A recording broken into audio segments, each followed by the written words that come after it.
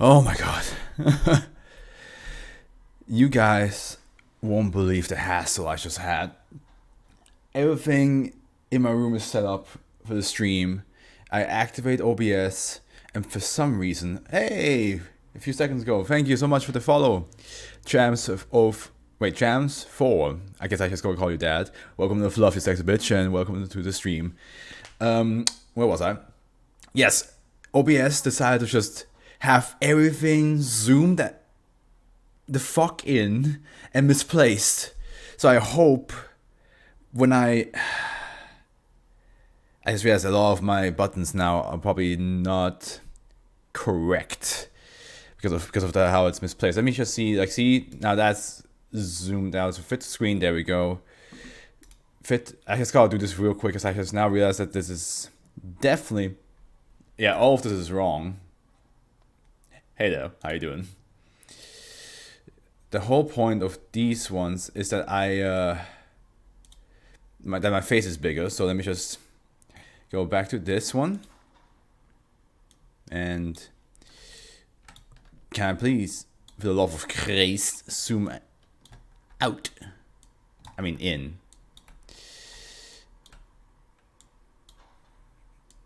Come on. Ooh.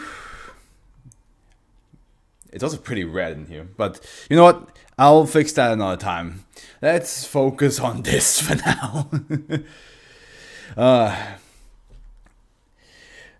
I hope a couple people can join again. It's been a while since I had like a big crowd of people. My batteries! They'll be low. There we go. Alright then.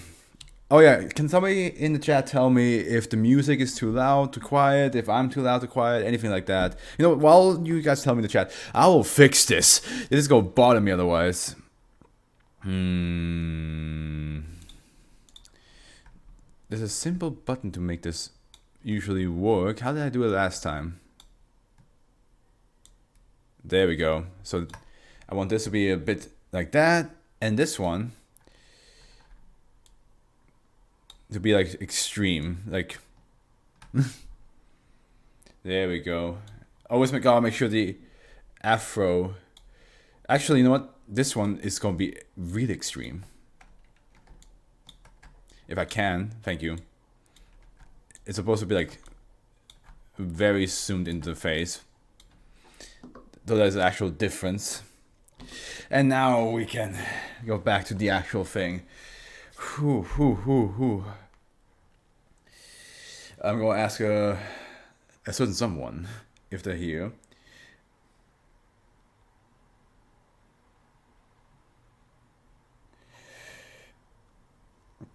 Okay.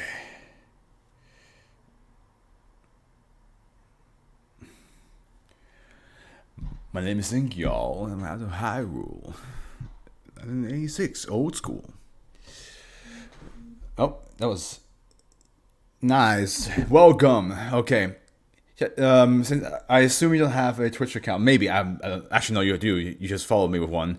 Can you just tell me if the music is too quiet, too loud, if it's too, if it overshadows my voice, anything like that? Because then I can fix that real quick, and then we can get started. Yes, I can lie.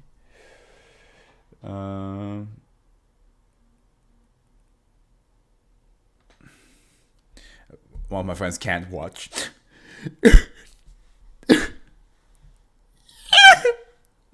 Oh yeah, I also gotta check if the... Of course the sounds are not working because I had to reset everything. Oh boy.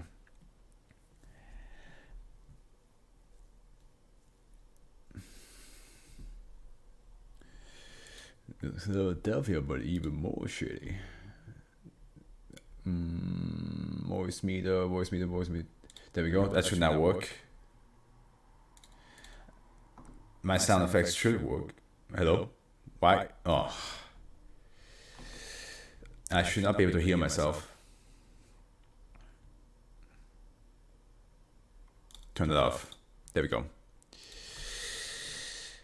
Alright, now it should work, right? Let's try Zuko. That's rough, buddy. There it is.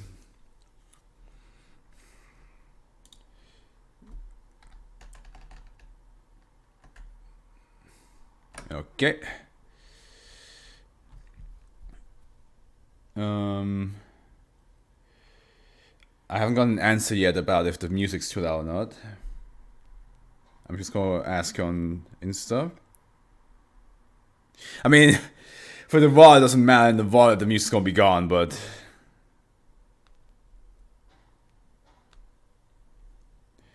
yeah. There we go.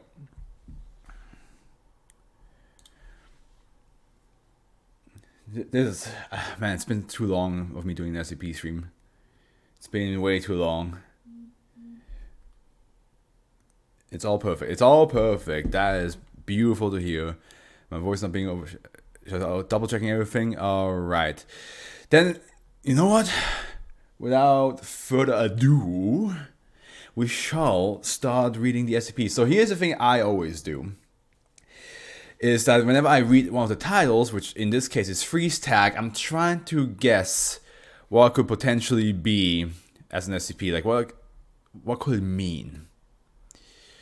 And right now, wait, I have to double check something. If I reduce the volume here, does the music vanish? No, it doesn't. Okay, it doesn't vanish for you guys, so I can make this a little bit quieter for me, so it doesn't burst my ears open. Okay. That should be good. Alright. Freeze tag.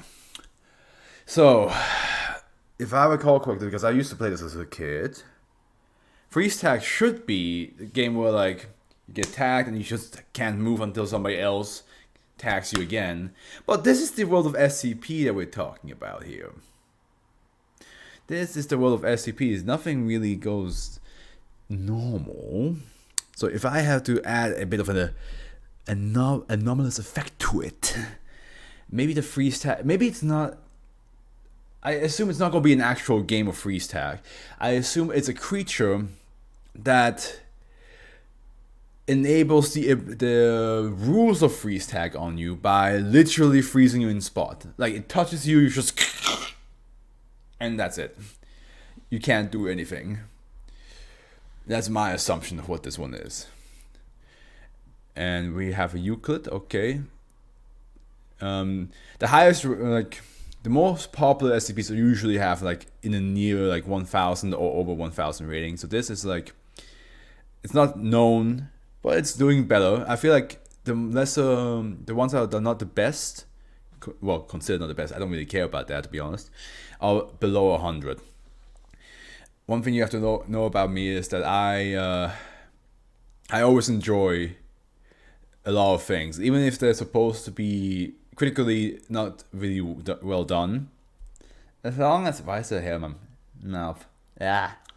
As long as I can find enjoyment in it in my own way, I can still critique it, but I usually am much more relaxed than most people when it comes to a lot of media stuff. Okay, it's Euclid.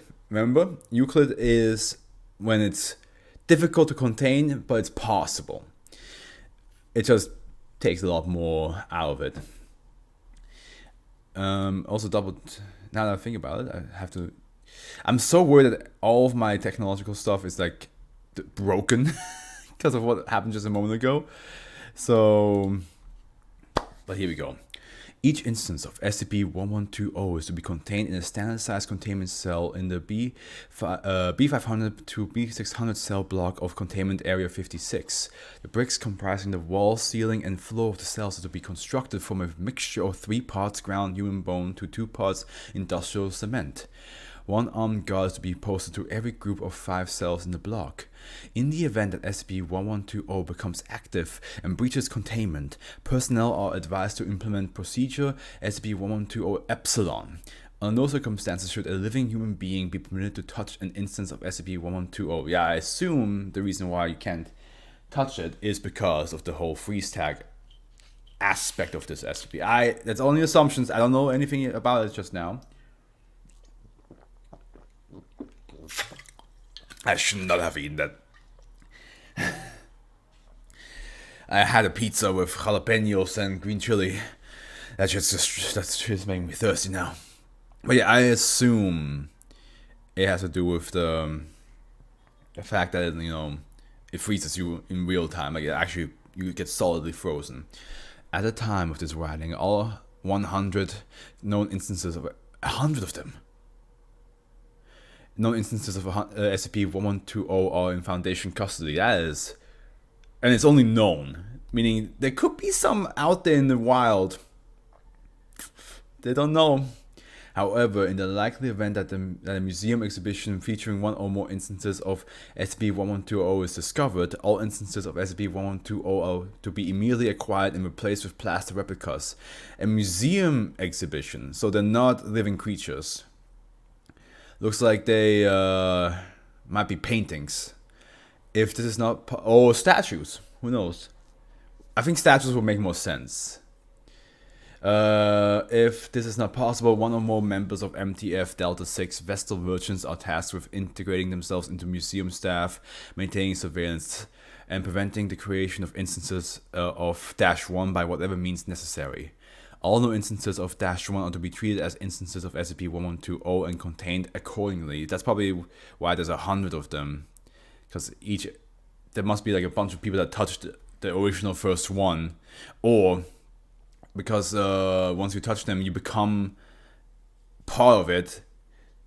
Maybe a chain event happened where you see your loved ones touch the statue. I still assume it's a statue. Touch the statue and just go, and then you of course like worrisome, like, no, darling, what happened to you? Touch them on the shoulder, and then so on and so forth.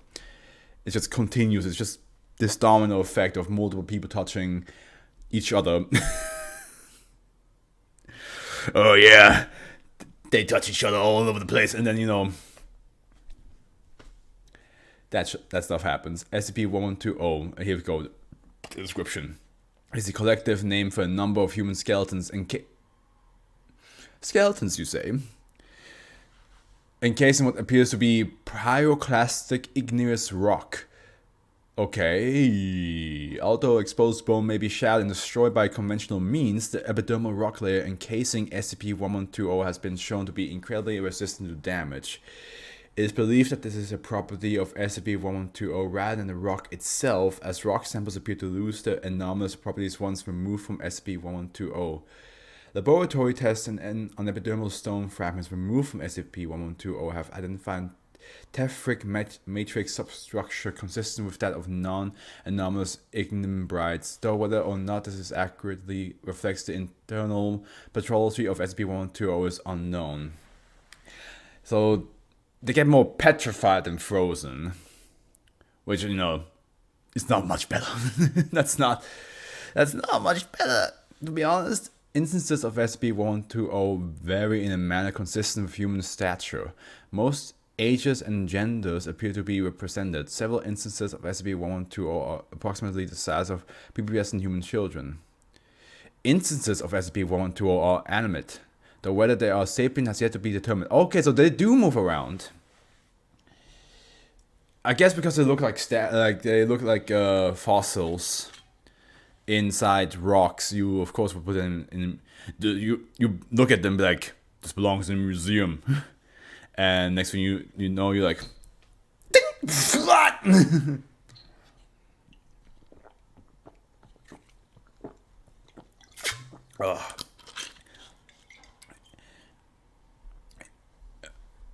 Oh yeah, I need to.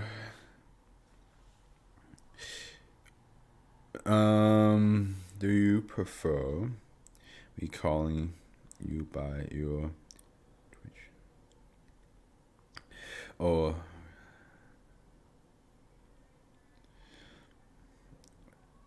when I stream? Yeah, I just want to make sure that if I talk to you directly, that I don't, like, if I say your real name, that I want permission. I don't want to say your real name and you'll be like, oh wait, I don't want people to like hear that, because some of my friends do that. They're like, hey, use my Twitch name instead of my real name. Longest time. Instance of SCP. Yep, I'm it. The whether they are sapient. Yep. As at the current time, all instances of SCP-1120 are in a dormant state. It does not know what will cause them to become active, as this has only occurred time since their entry into Foundation custody. Twitch name is fine. Okay, so it was Chams 4. I'm just gonna call you Chams then. Upon entering an active state, English, an instance of SCP-1120 will patrol the surrounding area and attempt to seek out a living human subject. Can you imagine? Police. Can you imagine you just casually just walk around a little bit. Next thing you know, you look over and you just see this like skeletal statue thing just. And you just like, and then just, he just comes after you. You're like, Jesus, fuck. It even says here, yeah, surrounding area and attempt to seek out a living human subject. Oh my god, I would be terrified if I just imagine just being in the forest, bro. Just being in the forest and just seeing that thing just charge at you like, and you're like, okay, I don't know what this thing is, but it definitely doesn't seem friendly.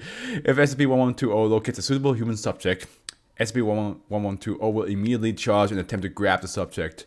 Instances of SCP-1120 exhibit inhuman strength and have been observed to break through cinder block walls and destroy sizable pieces of urban infrastructure while in pursuit. It's a juggernaut! And you just imagine you just like run into your house and you just close the door and you're like, oh, I'm safe. It just breaks through your wall. However, pursuit is not singular. Upon spotting another closer subject, SCP-1120 will adjust its course in order to pursue the more proximal target. Damn, so okay, if you run into another human being and they don't immediately dash as well, they're the ones who are getting chased down. Okay. Well, I'm fast, so I don't have to worry. I mean, inhuman strength can also mean that they might be inhumanly fast. At least I assume they don't need to breathe, so stamina is not a problem for them. Coordinated personnel teams can easily exploit this fact to herd instances of SCP-1120 into appropriately designated containment facilities, a process referred to in documentation as Procedure 1120 Epsilon. If any part of a subject's skin comes into contact with SCP-1120, SCP-1120 will immediately cease pursuit. Oh, really? Just like, it is literally just playing freeze tag with you. It's just like, just sees you like, you're it. And then just leaves. Upon contact, the subject hereafter referred to as -1 will enter a state of paralysis. Paralysis, there we go, remaining frozen in the position in which they were last touched by SCP-1120. The instance, well, okay, so they don't become petrified, they just can't move. Freeze tag with a crazy yeah, it is. You just casually imagine, girl, imagine you just have, I mean, I don't know how I would feel like if I was in the city just walking around and then this thing chases after me and I run and then another person sees it as well, but they were a bit too slow on the uptake, then run away. So this creature just like chases after them. Like, I don't know how I would feel. I'm not sure what's creepier. The fact that this thing will consistently chase after me, even break through walls to get to me, or the fact that once it finds a different target, it's just like decides to go for that one instead. And also, if that target gets tagged, that doesn't mean I'm safe. Once that target's tagged and I'm still in the vicinity, it still will chase me again. It just, it won't leave me alone. The instance of SCP-1120 that initiated contact will assume a supine position and return to a dormant state. Over the course of the next 3 minutes, all skin, muscle, and organ tissue belonging to -1 will transmute into igneous rock, beginning with the soles of the feet and ending with the crown of the head. Oh no, that's the worst. Because you can probably feel it just like...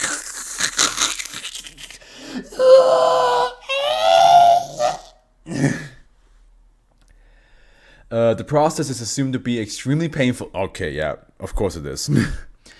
Scans of subjects undergoing transformation have indicated immense nerve damage and severe internal bleeding prior to the completion of the process. Of course, it has to be painful.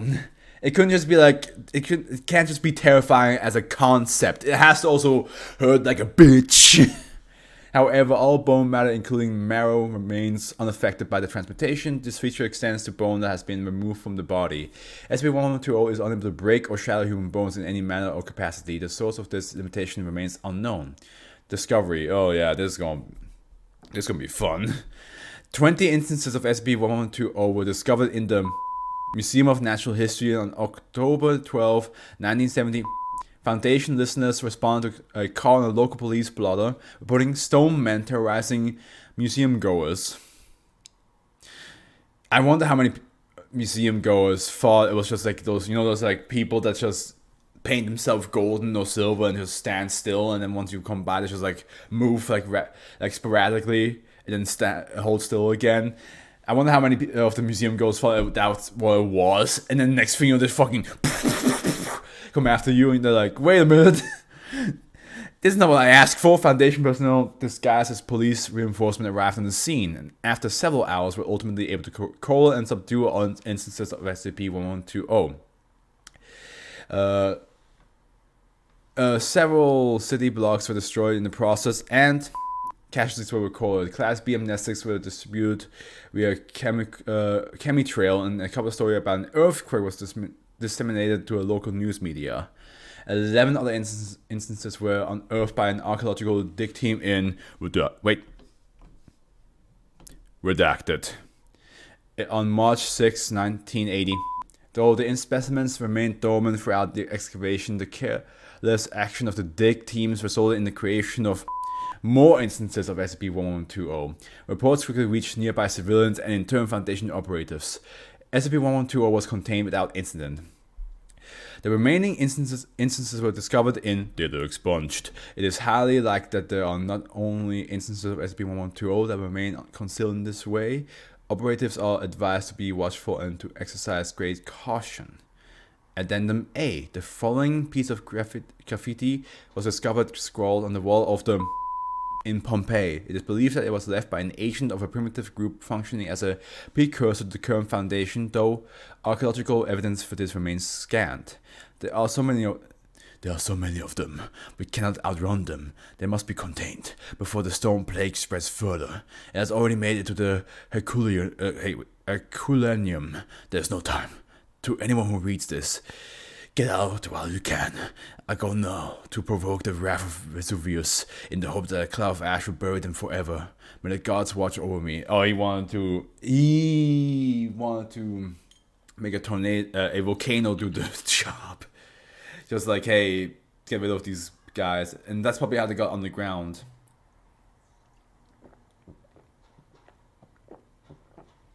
And how they were in pyroclastic igneous rock because of a volcano outbreak. However, this guy did it. I mean, okay, to be honest, in a world where SCPs exist and mythological gods technically exist, not really, like Thor and stuff like that doesn't really exist, but like things that work in a similar manner as Thor would exist in this world, I can see how this guy might have had something alongside to get a volcano activated. Well, this is a good start. I like this one. This is a good start. Let me see I go put in my my ratings list. Here we go. All right, what do we have now? The skinning disease.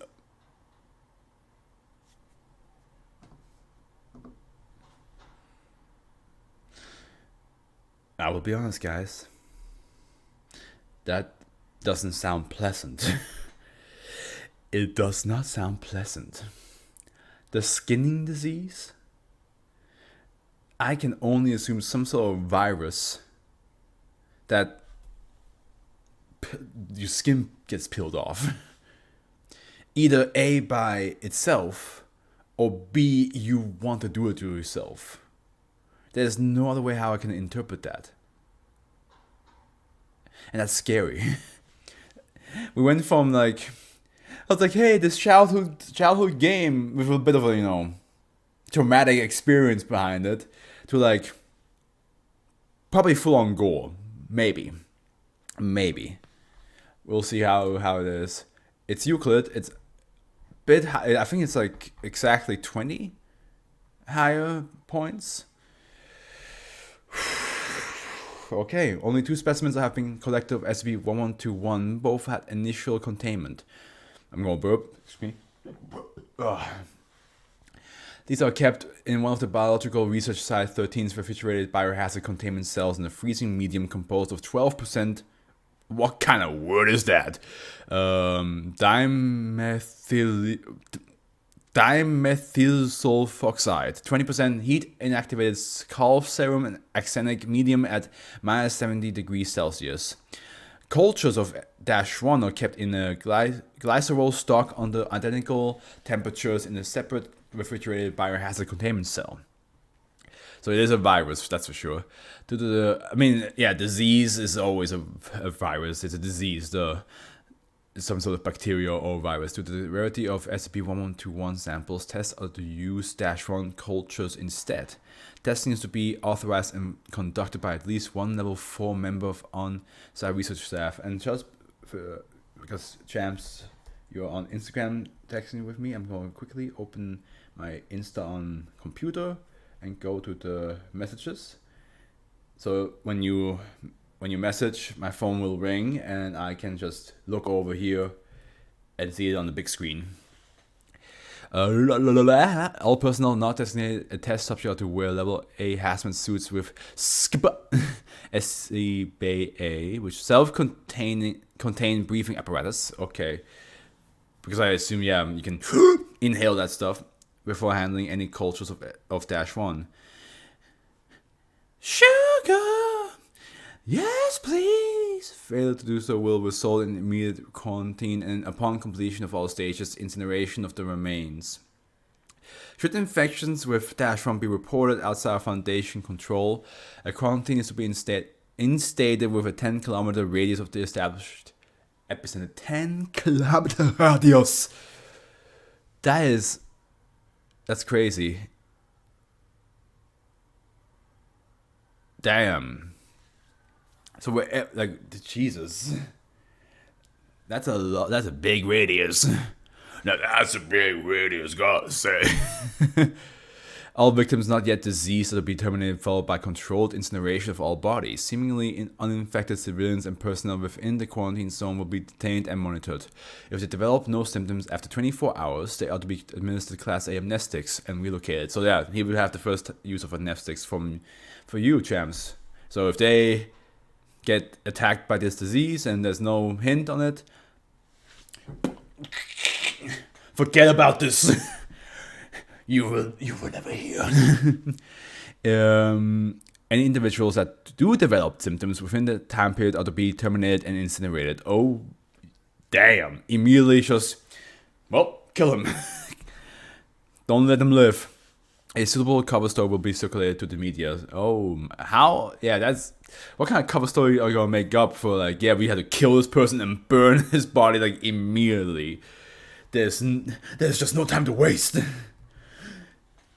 Okay, description. SCP-1121 is a previously unknown amoeboid protozoa with a very specific mutagenic qualities triggered only by Staphylococcus epidermidis, a normally benign bacterium present on human skin. So, okay, normally that means that normal benign means that it usually doesn't matter, right? It doesn't do anything. But if introduced to other organisms, SCP-1121 remains dormant.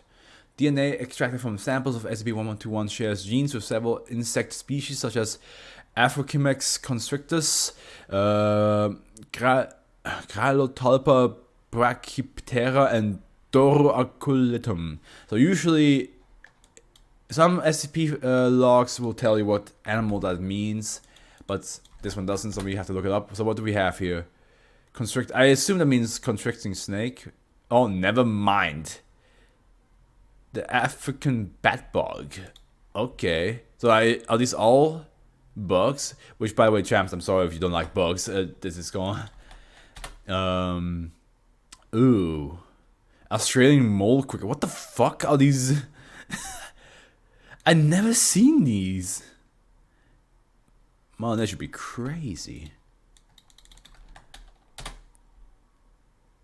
And spine-tailed ear. What? Why are they called earwig? I don't like the fact that it's called earwig. Okay. While also containing several genes not currently found in the known flora or fauna, SCP-1121 does not seem to procreate naturally and does not need fluid to survive. I see you sent me a message.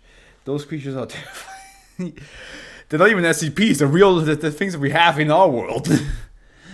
Once introduced to S. epidermidis, SCP-1121 mutates all instances of the bacteria into -1, classified as Staphylococcus epidermidis exitiabilis before dying. At this point, a subject is considered infected and will start to show stage 1 symptoms as detailed below. Note that while S. epidermidis does not normally cause infection in healthy human beings, the -1 pathogen infects 100% of subjects exposed to it. -1 has proven resistant to all known antibiotics and at this time no known cure for infection with Staphylococcus epidermidis exitiabilis exists. Of course there's no cure. It's an SCP. Finding cures for this is as hard as finding actual Atlantis. Although, to be fair, Atlantis, there are different versions of Atlantis in this universe, so I guess maybe not that hard.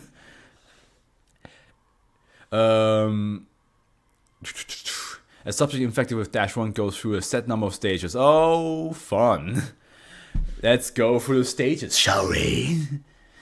2 to 5 hours after initial infection, small white lesions appear on the skin. Yeah. This does not differ from infection by S. epidermidis, making wrong diagnosis a distinct possibility, of course. Stage 2, approximately 24 hours after the onset of stage 1, the lesions will gradually begin to disappear, the infection having spread to the lower layers of the patient's skin. -1 then consumes the subcutaneous tissue, transforming it into a highly viscous substance. I hope you didn't eat, or you're not eating right now, to be honest. This process is extremely painful. The patient's skin is at this point connected to underlying tissues only by the substance excreted by -1. In addition, subject's skin turns pale and slashes in areas, mimicking the effects of massive sudden weight loss. This is not...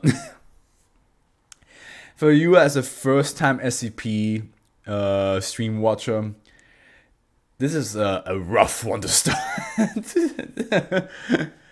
Patients begin removing their skin from their body. Most patients use their own hands for skinning, though in some cases patients resort to using various tools including knives, windshield scrapers, and in one case pardon me, I apologize, I wasn't prepared for this, redacted. This process seems to be painless to the event of stage 2 and does not seem to be a conscious activity. I'm enjoying it regardless, that's good. I like, whenever I introduce people in the SCP Foundation world, and I'm like, hey, I read 10 every Saturday or Sundays, wanna watch? I'm always concerned what SCP I end up reading. Because I'm like, oh, this is not a good start.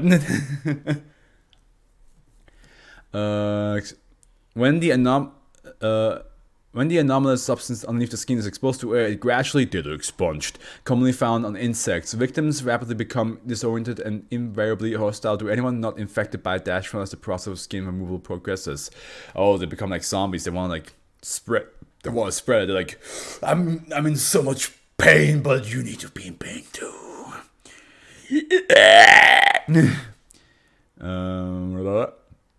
Victims rapidly become disoriented. In light of this, termination of all victims is necessary, preferably before the disease enters stage 3. So, oh my god, that's hardcore. No occurrence of SCP-1121 have been observed outside of initial containment, but the bacterium replicates itself rapidly during stage 1 and 2. Infection of new patients occurs primarily by skin-to-skin contact, though evidence exists of infection spreading in situations where no direct contact was observed, making level A hazmat equipment a precautionary must when handling any samples of -1. Furthermore, -1 has been observed to remain active long after stage 3 has concluded, with samples of skin showing active cultures of the mutated bacteria for up to years after initial infection. It is currently unknown during what period of time removed skin remains an infection hazard. The fact that your skin just lays around for I can see two black blocks here. It's blocks. Yeah, I said that correctly. Here, which means it can either be 1 year or 99 years. That the skin just lays around and the infection rate is still there, which is crazy long to think that it can last that long. Addendum A1, recovery and preliminary containment notes. Okay. SCP-1121 was discovered on a meteorite on Earth during an archaeological dig in New Mexico in 19. Of course, it's from a fucking meteor. It's not even a disease we used to have. Aliens. I mean, aliens do exist in this world, so it's not that wrong. The archaeologist first exposed to the meteorite was infected with -1 and at this point considered to be patient 0. Within 2 days, the infection had spread from patient 0 to the entire on-site research team, and several citizens of initial containment was managed by the CDC, but after patient 0 has entered stage 3 of the disease, operators within that agency brought the foundation. The meteorite and patient 0 were transferred to Biological Research Site 13, and all land in a 10-kilometer radius around the dig site was cleared using MK-77 bombs. They fucking blew up the meteor. They're like, yeah, no, we're not keeping this around here. You know how many scientists would be like, but the information we can gather, the minerals this thing probably has. Like, nah, no, it's only diseases. Don't even bother.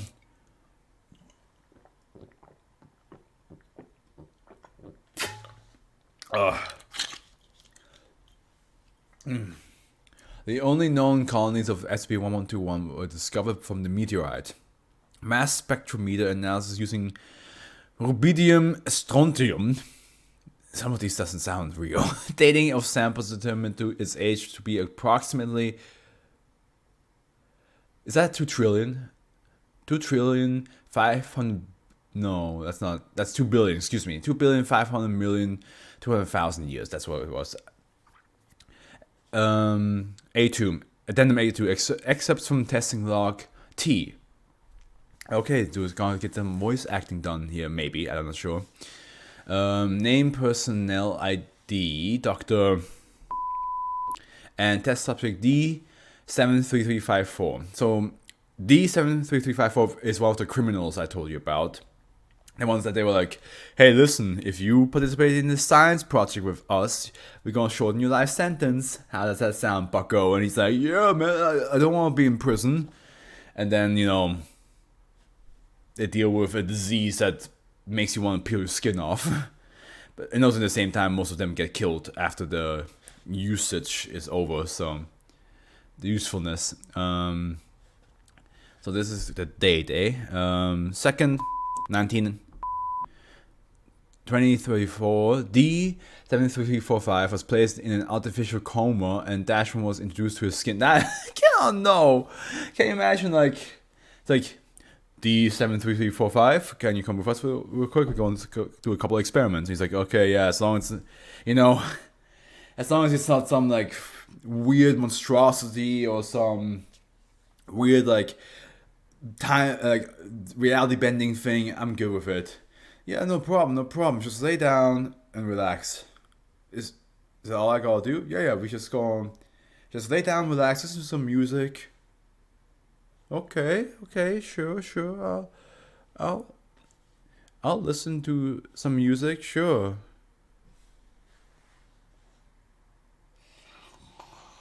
Okay, he's asleep. Put him in a coma, bro. Drugs. Okay, he's now in a coma. Get the disease in here.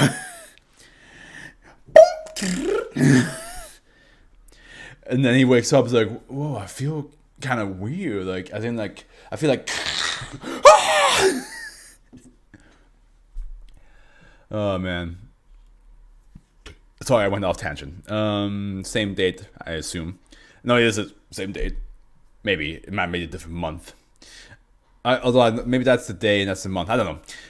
2317. Stage 1 symptoms set in with lesions appearing into spread evenly across subject's body. Lesions seem to be radiating out from the left outer thigh, whereas where dash 1 was applied to the subject's skin.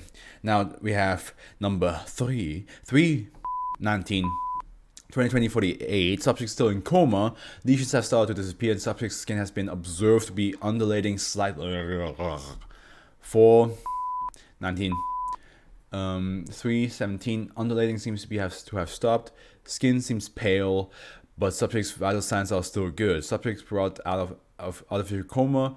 Once D73345 is lucid enough for conversation, doctor initiates contact over this intercom.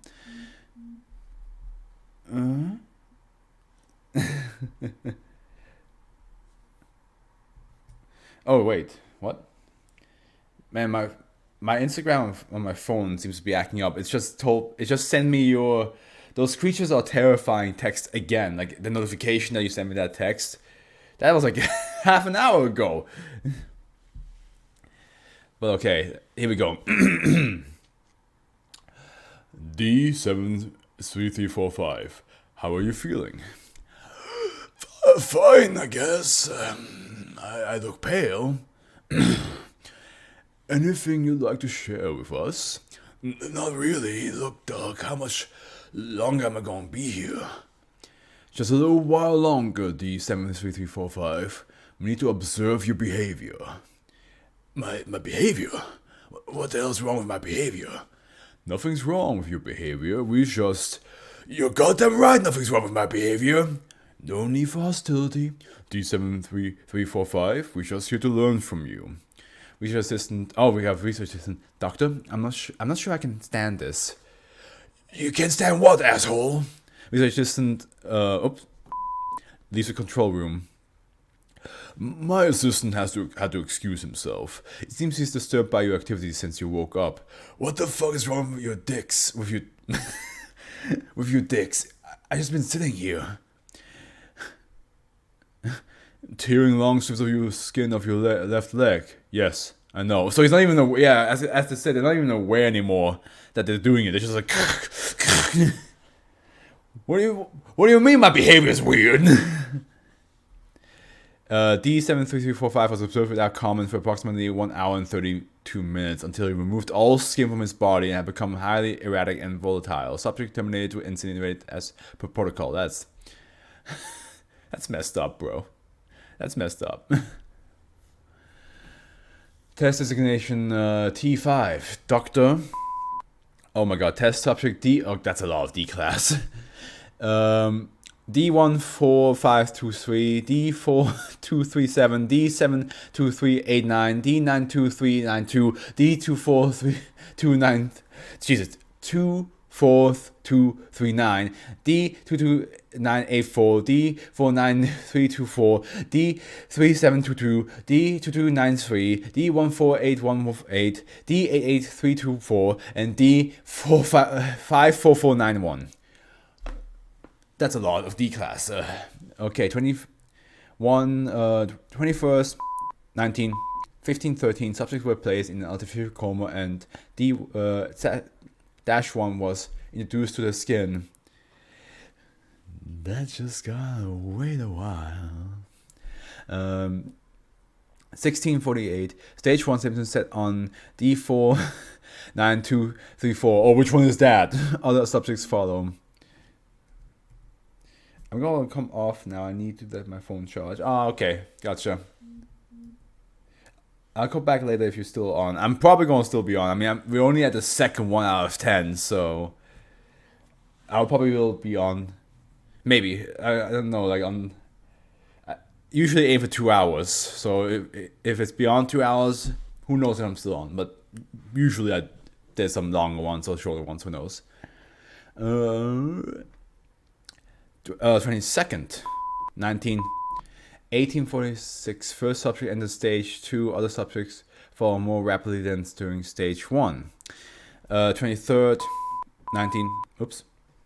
1 minute past midnight. Last subject entered stage 3. Subject brought out of artificial coma and observed. 13 past midnight. Subjects began moving skin while talking amongst themselves. Conversation soon becomes increasingly erratic as subjects remove more skin from their bodies. No hostility towards other test subjects noted. 3:34. Subjects are now entirely skinless. The unknown substance hidden beneath the epidermis seems to be expunged, milling around like redacted. We'll need to study this behavior further. Subjects terminated and incinerated as per protocol. Addendum 3. You know, like when you were a kid, you dig out the ant's nest and step on the biggest ones just to see them all run around like little maniacs? They remind me of that.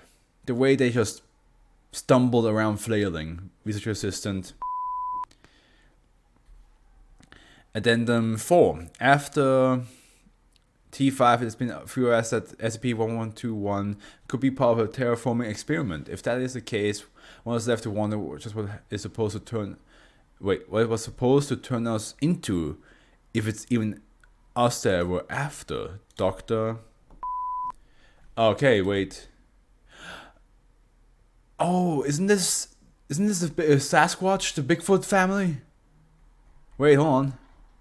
Yeah, it's Bigfoot. Told me someday I will buy galley with kudos, sail the distant shores, and up on the prow, noble bark I steer, then a horsely haven, many foemen. Okay. The House of Tomorrow. Maybe a house that like shows you events. I don't know how to make sense of this, but like I feel like it shows like events of the next day. I can only imagine like maybe it shows like a random family that's like in the vicinity, and it shows them what they will do the next day, and then the next day they do exactly that. Like if they, for example, let's just say they play Monopoly, then in that house you can see the family playing Monopoly. The dad is getting impatient. The son is like cashing in. The daughter has the most mortgage places. The mother is patiently scheming, and then like the next day you go to that family and they're doing exactly that in that order or in that event. That's why I assume that the House of Tomorrow is, that it shows you events happening from a different house, exactly time exact. The fuck is this? Here's how they rated though. We have 3 Euclids in a row now. All roads leading to SCP-1122 are to be sealed off with 2 armed guards posted outside SCP-1122 at all times to prevent unauthorized access. No artificial devices invented after 1940, with the exception of any recording devices which must be worn discreetly, are to be carried into SCP-1122 without administrator approval. All test subjects must be searched before entry to prevent the introduction of unauthorized items into SCP-1122's environment.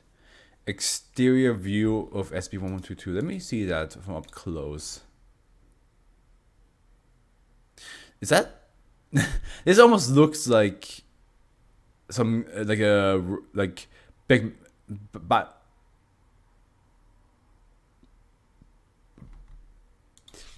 God damn it. What's his name? No.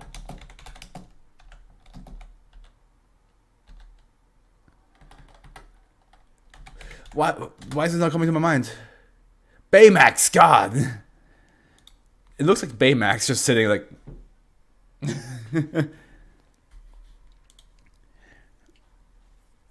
I don't know why Biomax came to my mind. No, his name is Baymax. One of the best characters that Disney ever created. I won't take any argument. Baymax is best boy. SB1122 is an abandoned tourist attraction located on the outskirts of. It was originally constructed in 1950 as a house of tomorrow, a demonstrating of then futuristic technologies expected to become commonplace over the following 25 years. There's no evidence that SB1122 will display any anomalous properties prior to its abandonment. So I just realized I've been right with my assumption with freeze tag and the skin disease, but this one is probably the first one I got wrong now. But I can see like the House of Tomorrow like be like the Jetsons kind of deal, like we're like like most movies back in the days, like Back to the Future 2 and so on and so forth, where they're like, oh, this is how this year is going to be and how it's going to look like and all that stuff. So I assume that there's a kind of like that, like this is what the future is, but now there's also an enormous effect with it, so it's even wilder. SCP-1122 interior is unusually well maintained and filled with devices that neither existed at the time of the building construction, nor exist in the present. Okay. Among other things, the house has a kitchen stocked with food pills that change into 3-course meals upon hydration. Miniature robots that perform routine cleaning and maintenance, and a garage containing a car capable of flight. Smuggling these items out of the house has revealed that they do not function outside of SCP-1122. Although SCP-1122's technology is more advanced than modern technology in some respects, it is less advanced in others. There are no miniaturized computers on the premises, and the house television is of considerably lower picture quality than its modern counterparts, but it still has like some futuristic aspects to it, huh?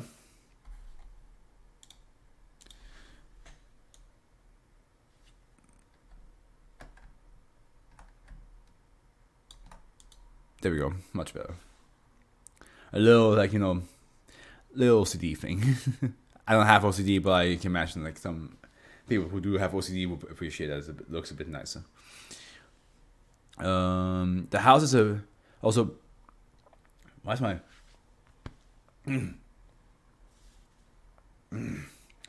The house is also populated by a Caucasian family of 4, consisting of a man -1 and a woman -2 in the mid-30s, an adolescent daughter -3, and a prepubescent son -4. Hey, the only thing I got right is the family that lives in this thing. Although persons inside SCP-1122 occasionally witness the family members entering and leaving through the house doors, no inhabitant of SCP-1122 has ever been seen outside of the building.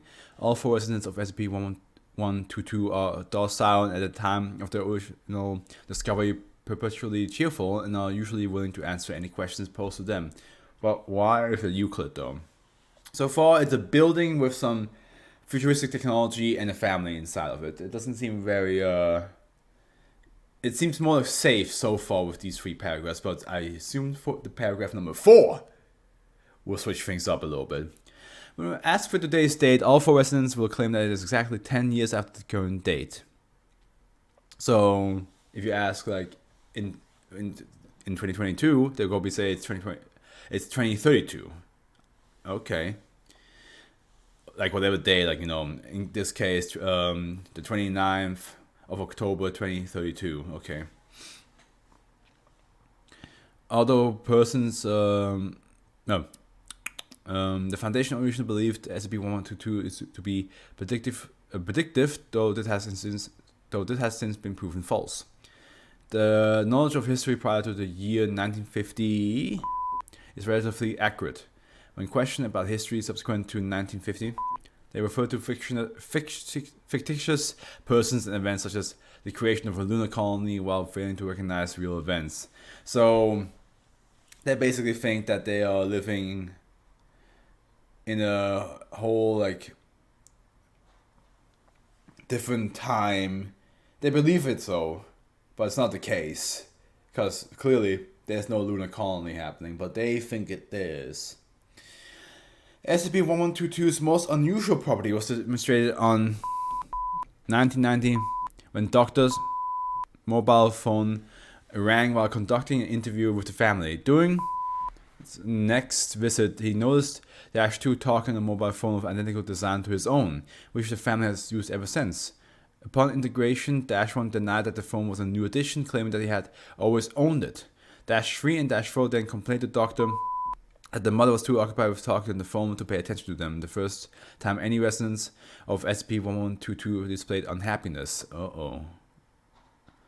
Okay, whenever a device that was not in widespread household use before 1950 is seen by the resident of SCP-1122, it will be integrated into the house from that point onward, often replacing an original item. Fruit peels disappeared from SCP-1122 after the introduction of a microwave oven, for example. Each new item has, without fail, had a negative effect on the house inhabitants.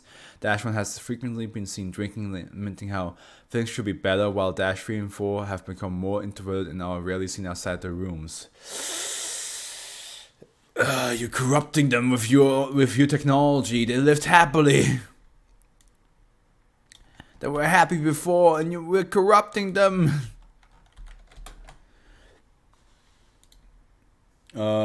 Atrocity skull. So, is it a skull that in the moment you hold it, you commit atrocities? And then you just hold it like Hamlet style, like you're like, oh, to be or not to be. Hamlet. I don't know. Just, that's my guess. I have to check something real quick. Disappear. Okay. Wait a minute. Yes. Okay. The first save. Who would have guessed that the atrocity skull would be considered safe? Unbelievable. To prevent degradation of SCP-1123 and its markings has to be kept in a hermetically sealed container in an argon gas atmosphere when not being tested. During testing and storage, light exposure should be limited to 50 lux, temperature between 20 and 24 degrees Celsius, and relative humidity at 55%. SCP-1123 should only be transported in its container and should not be handled except during a controlled experiment when not being tested. It will be stored in a secure climate-controlled locker at Site 19. SCP-1123 is a human skull missing the lower mandible and all its teeth across the exterior. Squama frontalis is modern Khmer script written in human blood that translates as remember. Both skull and blood have been definitely dated to 1970, and genetic testing confirms that both are from the same individual. Okay. SCP-1123 was discovered in 1980 by Colonel Hugh of the Vietnamese People Army within a collection of human remains in the custody of the museum in Cambodia. SCP-1123 was intercepted by the Foundation agents as it was being delivered to Hanoi.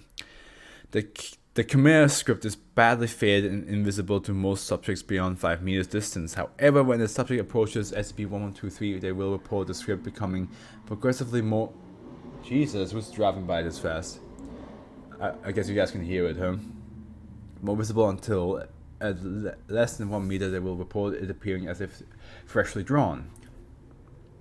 A few subjects at this distance report the writing it's still wet. This effect is not reproducible with optical equipment. To record the script photographically, it requires optical enhancement or UV lighting. The latter is not approved for use with SCP-1123 as it contributes to the degradation of the objects. Subjects at this distance will often also report other anomalous sensory phenomena, including smells such as cooking meat or ashes. Sounds such as soft trying, low heartbeats or breathing or distant footsteps, and tactile responses such as grit in the eyes, ants crawling on the back of the hand, or claspings in the sole of the foot. Ugh. That doesn't... Come on, man. When the subject touches the surface of SCP-1123, they will experience a dissociative fugue state And the initiation of the fugue state appears instantaneous and is not affected by cessation of contact with SCP-1123. Symptoms of the fugue persist for 90 minutes to 6 hours. The fugue is characterized by confusion, disorientation, and adoption of a new identity and memories which consists of knowledge, including language previously unknown to the subject. During the fugue, the subject will lose all memories of their prior identity. Subjects have shown various reactions to this, ranging from near catatonia to attempts to escape or attack Foundation personnel. As the fugue state subsides, the subject will regain memories of the prior identity, but will also remain memory of the new imprinted identity and all the knowledge associated with it. Damn. Subjects have said that it was as if they lived an entire other life as some other person in the period between touching SCP-1123 and recovering from the fugue. So not only does it make you just feel and like just sense a lot of horrendous stuff, but then they also just gain memories from somebody else. Post-fugue interviews have provided enough corroborative information of studied cases for researchers to find historical documentation confirming the imprinted personality corresponds to a specific individual who had lived at some time prior to the subject. There appears no connection between the origin of the imprinted personality and the identity of the subjects based on age, genealogy, gender, ethnicity, or national origin. Imprinted personalities share the following characteristics. The imprint died before the subject's birth. Dates have ranged to as early as 90 years prior to less than 1 year. The imprint was a victim of subjugation, torture, and/or imprisonment. Ooh. The imprint typically died by violence, usually homicide. Sometimes death has been due to secondary factors such as starvation or infection. Jesus. The imprint death was the result from being targeted by a political mass movement, most often with some form of state sanction and/or complicity. Subjects undergo no obvious anomalous after effects due to the exposure, but will show psychological effects common to the type of trauma experienced by the imprinted personality. Grief, survivor's guilt, and depression are typical. Yeah, of course. You get imprinted with fucking like a lot of tortured people's memories, and then they died, and then you have their memories in you. Of course, all that stuff will happen. Suicidal ideation is rare, but has occurred in a small fraction of cases. It should be noted that in treatment of these after effects, use of amnestics has not shown any psychological benefit and has often proved to be harmful. And we have an experiment log as well. Okay, here we go. Experiment log A, test 3. 19. White, male of mixed Irish and French ancestry, age late 30s. Age lasts 30s. The last 30s of this guy. No, who knows? If he dies before 40, then it is his last 30s. Subject approaches SCP-1123 and is told to touch it. Subject collapses upon contact with the skull, begins screaming Armenian attacks. Foundation doctors in the attempt to assist calling them Turkish butchers. Subject is sedated and disorientation subsides after 2 hours. Subsequent interviews identified the imprinted personality as an Armenian farmer who was burned alive with approximately 150 other inhabitants of his village by the Ottoman army in 1915. No records exist of the individual, but the event was documented in a 1990 affidavit presented to the Malta tribunals after World War I. That's a scary one to be, to have the memories like infused. So that's what it means with atrocity skull. Because most of the deaths are atrocities, like they're just horrible shit. Of course, it makes sense. And that's why also the smell and of like maybe like burn or glass underneath, because that's like probably all the things that happen to those victims. Oh, that's hardcore. I like it. Test 508, that's a lot of tests. You guys are doing a lot of tests. There's no need for that many tests. 19. Asian female of Chinese ancestry, age early 60s. Oh, poor her. I mean, I guess it's a D class. I assume it's a D class. It can't be just some random person. Subject approaches SCP-1123 and is told to touch it. Subject expresses apprehension before touching SCP-1123. After touching SCP-1123, subject does not move for 15 minutes. Afterwards, subject sits down on the ground and is unresponsive for 2 more hours. As fugue state subsides, subject becomes visibly more distressed and begins weeping. Subsequent interviews identified the imprinted personality as a 16-year-old Ukrainian girl who died in the late 1932 from a combination of malnutrition and the after effects of rape and beatings by members of a Soviet youth brigade in shots of confiscating grain from the Ukrainian peasantry. God damn. This one is dark. But the fact that it's safe, again, I did joke around like, oh, the atrocity skull is safe, and now look at this. It's super dark. And that's also where like the Survivors Guild comes from. Because imagine you get that memory put in you, and you are aware that a person like that existed, but you are here just like, okay, I mean, if it's a D-class member, then they're probably not gonna feel much better in the position, because like, you know, they're doing experiments with dangerous things and they might die doing those experiments, and they will guarantee die afterwards. But I'm pretty sure they still be like, I didn't need this. Especially if the D class was like, the crime wasn't as bad as like other D classes. 2000, and this is by the way test 1157. Latino female of Cuban ancestry, age mid-40s. Subject approaches SCP-1123 and is told to touch it. I feel bad. I feel bad for the D class and the person that the memories they're getting from, you know? Before touching SCP-1123, subject complains about smoke irritating her eyes. Subject touches SCP-1123 and ceases all movement and responsiveness for a period of 25 minutes. After 25 minutes, fugue state has concluded, but subject is still touching SCP-1123. Subject does not resist when Foundation personnel escort her from the test area. After 1 week of being unresponsive to interviews, the subject provides information on the imprinted personality. The imprint was from a Polish woman of Jewish descent who died in the Treblinka death camp in 1942.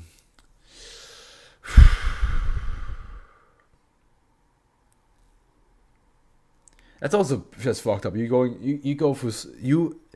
have the feeling you yourself went through this, but you're aware it's not your memories. Okay, maybe it doesn't feel like they went through this, but clearly, like, getting those memories must give you some sense of like, oh my god, I felt like I went through this myself, but you are aware you didn't. Test 1815. 2000. Black male of Haitian, is that how you say it? Haitian ancestry. Age early 20s. Subject approaches SCP-1123 and is told to touch it. Before touching SCP-1123, subject complains about a chemical smell and intense itching of the extremities. Subject touches SCP-1123 and immediately begins coughing. The coughing fit subsides and subject expresses confusion and distress, but appears reassured when he realizes that the Foundation personnel represent are American. Subject communicates as Sorani, dialect of Kurdish spoken in Iraqi Kurdistan. Folk subsides after 60 minutes. Interviews identify the imprinted personality as a 85-year-old victim of a mustard gas attack during the Iraqi regime and fall campaign in 1989. Note: first instance of an imprint personality that states SCP-1123's origin. Conclusion: after tests to date, a clear statistical pattern has begun to emerge. The probability of a subject receiving an imprint from a particular historical event is roughly proportional to the number of victims that can be attributed to that event. For example, percent of imprints come from Communist China's Great Leap Forward between 1958 and 1961. Percent of imprints come from Nazi Germany's extermination efforts between 1939 and 1945, while only percent come from events such as the Armenian genocide of the Iraqi Anfal campaign, where deaths are only to be estimated in the 1 to 2 million range. I mean, there's still too many people, but yeah, it's basically like the bigger the amount of deaths, the higher, more likely you'll get a victim from that part. It seems. Atrocity Skull. That was fucked up. That was fucked up. It's really it's good SCP though, but it's messed up. What was the rating of Atrocity Skull? 400. Yeah, I can see why. Xenoplague. Now I know xenophobia means that you are against anybody who's not from your country, right? Like, or from like anybody who's different from you. So xenoplague, I assume, if xeno is the meaning of self, then I assume that maybe xenoplague can either mean a sudden causation where like a person suddenly becomes very on edge around anybody else that is not them. Even though they were fine before, they suddenly they don't want to hang out with any other people. They don't want to be associated with anybody else. Only associated with themselves. That's my assumption. And it's keto. Okay. Oh, we also have some audio here, so I have to make sure to mute the music. Well, for myself and for the stream, but for the VOD, the music's not going to be there anyway. So, keto. All samples delivered are in containment. The distance from Earth and the conditions on the planet itself render any breach of containment of an active instance of SCP-1124 unlikely. These entities have been observed to be exclusively terrestrial. A repeat of the lander incident at Air Force Base is unlikely, as no more than one lander and shuttle was stationed at Ilyena or Ilyena at the time of the outbreak. Research drones have revealed that the since missing shuttle is currently eroding in the planet's surface. Samples of SCP-1124 have been transferred to a warehouse compound. Why is my nose so itchy right now? Warehouse compound 1124XA as per recommendation by Dr. Research Sanders, Dr. Herman and Dr. Smith have been given special clearance to access the samples at their own discretion, with the condition that update logs and proof of inactivity or reactivation are immediately placed on record. Indefinitely surveillance of these researchers is enacted as a precaution, with the exception to the Ilyena incident. No instance of SCP-1124 has been active save for -C. The housing... This is a long containment procedure, I just realized. The housing compound is located 70 kilometers underground outside of site and is equipped with a fail-safe nuclear device should emergency protocol fail. Individual instances of SCP-1124 are encased in airtight, soundproof, heat-proof, 1 meter cubed steel blast safes. Isolated instances of SCP-1124 are kept individually in steel stores with equipped motion and heat sensing equipment. No more than one instance of SCP-1124 is to be tested at any given time.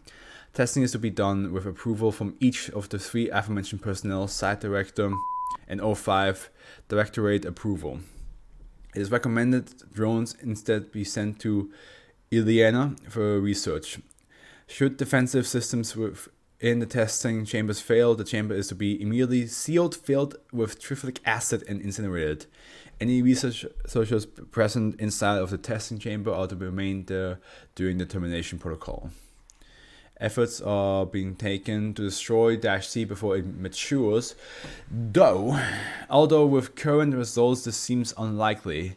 The progeny itself is contained in a 3 meter cubed containment unit with acid-proof titanium sheeting. The container should be completely submerged and recycled with trifolic acid at all times. The unit itself is to be aligned monthly with extra titanium sheeting to replace dissolved or destroyed the sheeting. This maintenance process should be completed within a span of 40 minutes. Description, finally. This was a super long procedure for like containing it. I'm so sorry, guys. I don't want to do this, but like my nose is like super itchy right now. I don't know why. Just checking on some friends.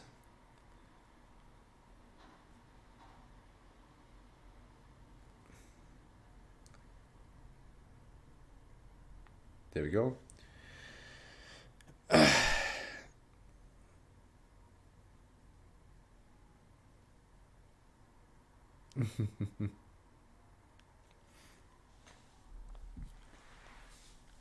Okay.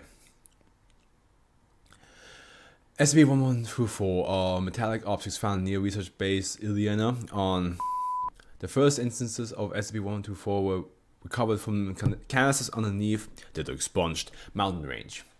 Entities contained by the canisters have to have the appearance of cephalopods weighing exactly 1.268 kilo. Well, yeah, 268 kilograms. I guess. I'm not sure why it's or like 1.0268 kilograms, because like it's not 268 kilograms because then the zero would not be there. So instances of SCP-1124 are impervious to heat and pressure. Each is otherwise non-responsive to external stimuli, save for physical contact with biological matter, which will cause instances of SCP-1124 to activate and data expunged. Reaction to biological matter originating from a sapient creature tends to elicit a more violent response.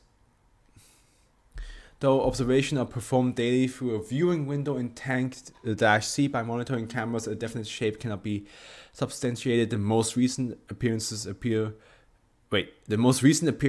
appears similar to a larval grub. -C is in all instances metallic in appearance. I can't believe I forgot what this one is called.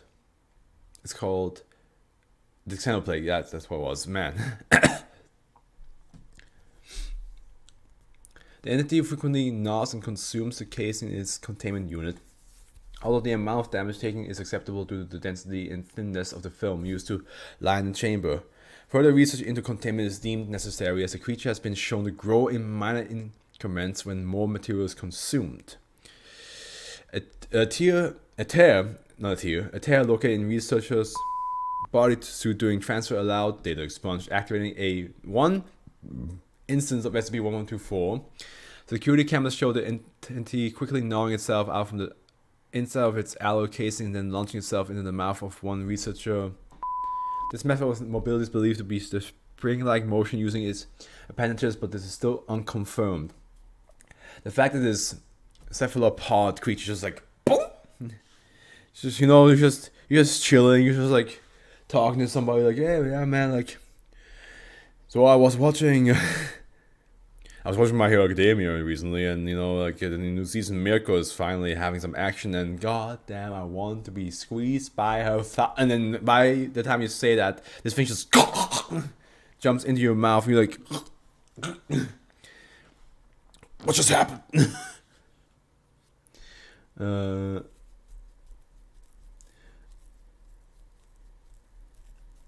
It's like.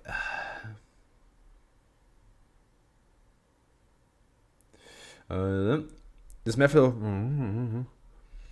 following containment procedures, researchers sealed himself inside Unit -C and activated the fail-safe mechanism effective containing SCP-C. See Incident Report 1124 Personnel Termination Dossier. Reference SCP-1124 transmitted data and video transcripts. See for further details. What the fuck is all this? X-23C Iliana 6555-X-23 Lambda transmitted data. God. Okay, so we have some people here. 1331-45. Dr. Sanders audio log. A20 reporting successful mission. Samples are being housed. What we think are glass canisters were found beneath the expunged mountain range. 84 south, 3 east on your grids. Estimated 4 minutes before we reach the rover. 13:34:23. Reach rover ahead of schedule. Everyone is present and accounted for. Estimated 1 hour before we reach Ileana. 14:25:12. We're in the airlock now. We dumped our cargo. Researcher Breen reports he is delivering the recovered canister to Dome Theta. 14:40:02. Signing off. 3:35:10. Met with Breen, and he hasn't said anything about the canisters yet. Saving the best for last, he says. Don't know how he can resist something that bizarre. Guess that's why we got him up here. 6:58:19. Meeting with Breen again. Let me turn up my transmitter here. Say something, Breen. Greetings from space. You're a silly bitch, Breen. God, what? My nose is so itchy all of a sudden. It wasn't the whole time, and now I'm streaming and it becomes itchy.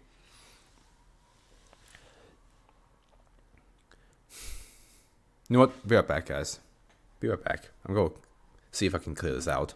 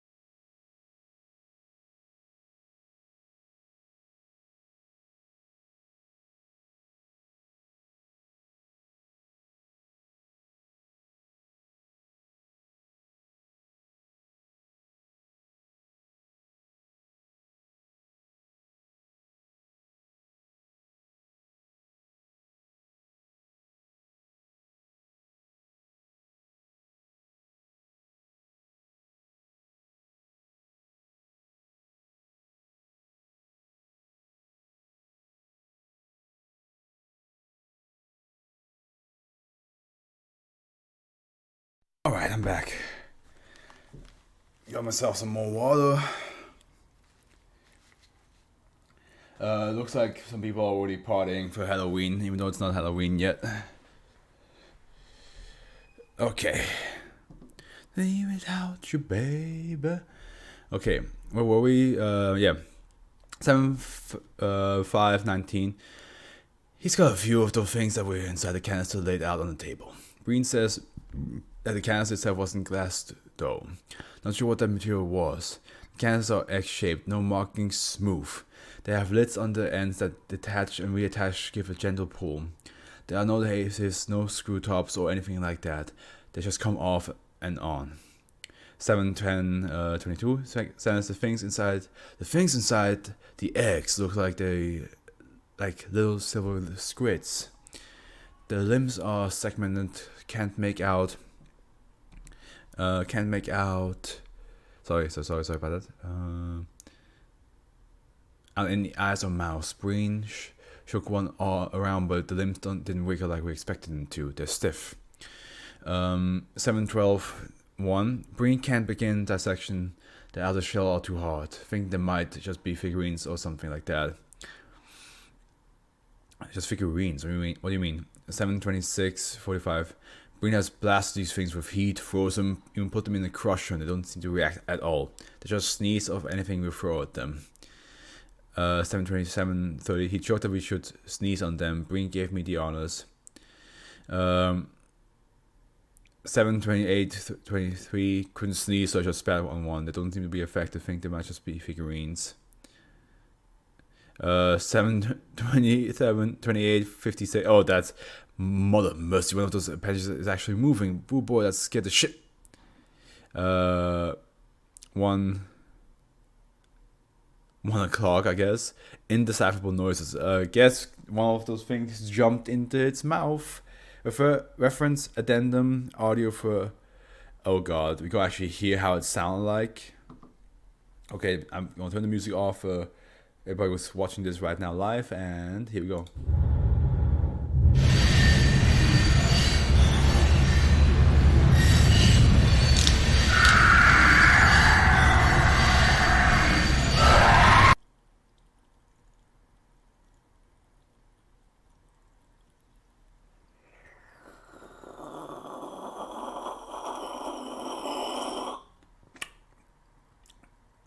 Well done.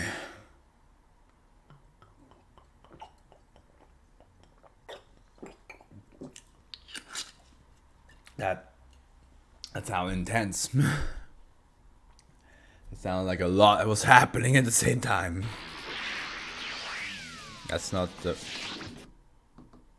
That's the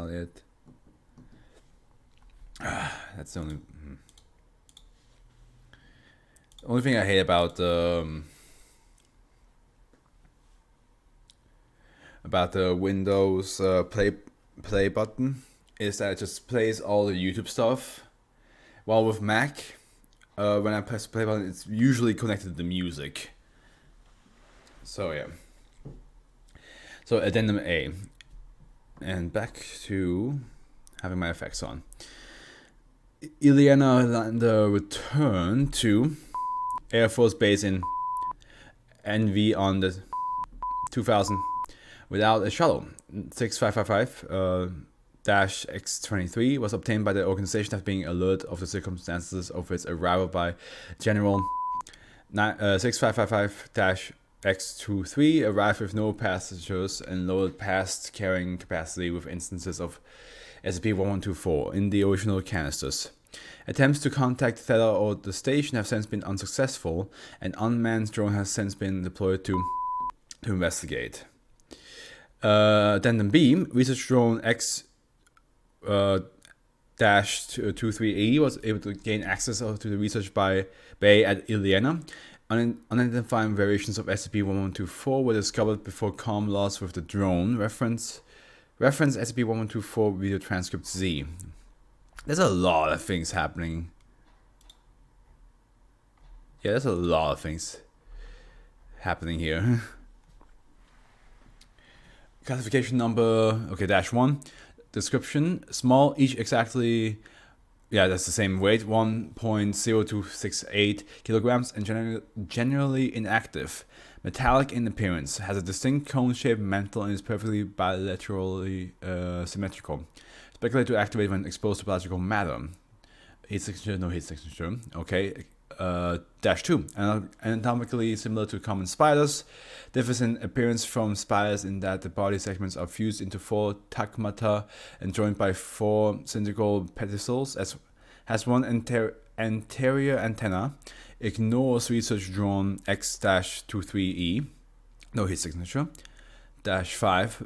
hominid appearance appears in multiple places in different frames. After following the drone for some time, a large flare damaged thermal sensors. Heat signature 4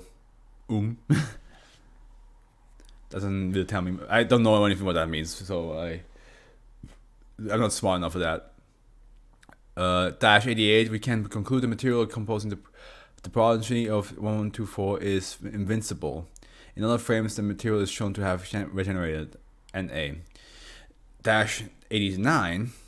Oh wait, no, excuse me. Data expunged. Wrong button.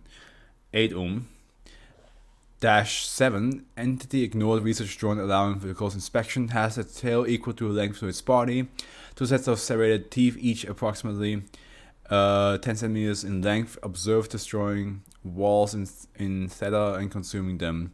The consumption seems to be aided by elongated nostrils near its anterior.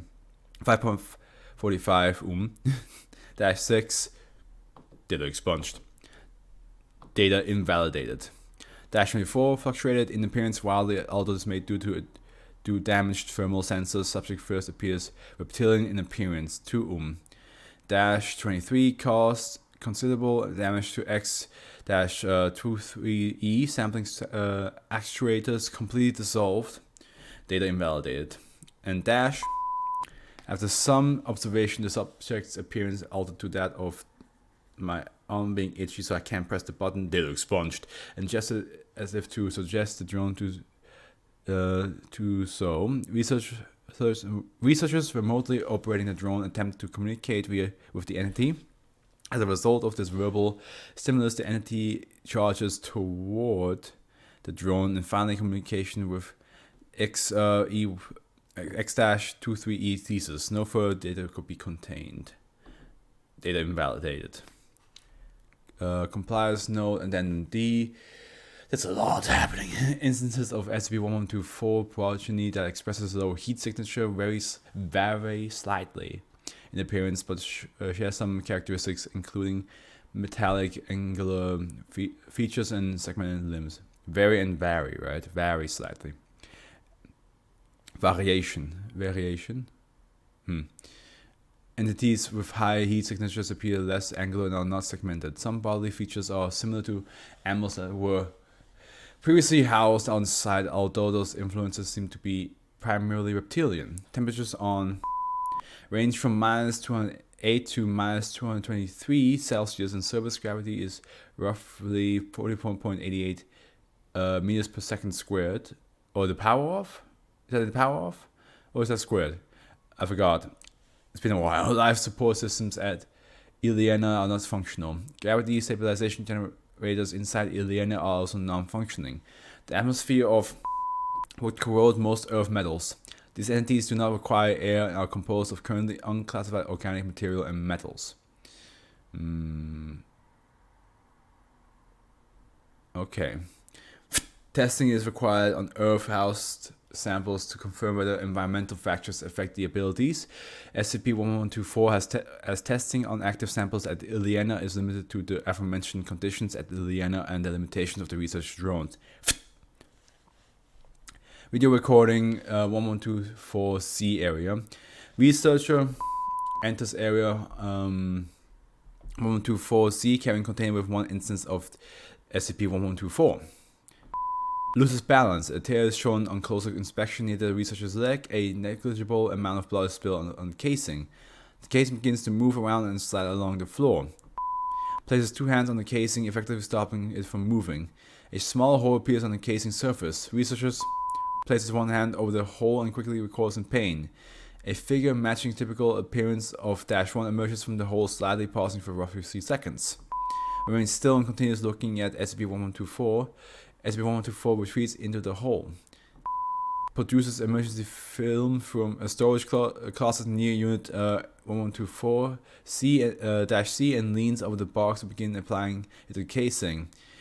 SCP-1124 shoots out of its casing into mouth.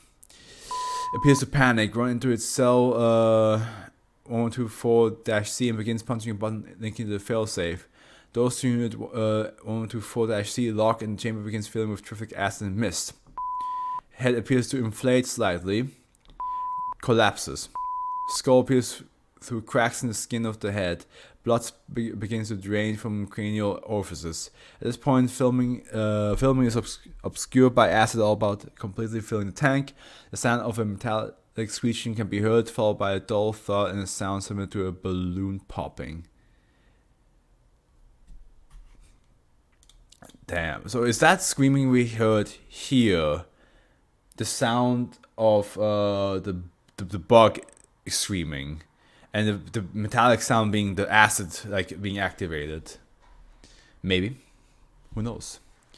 Short history of Ileana, Project Tantalus, and the Grey Dragons. And I see a bunch of black blocks. I'm so sorry, guys, for all the beep, beep.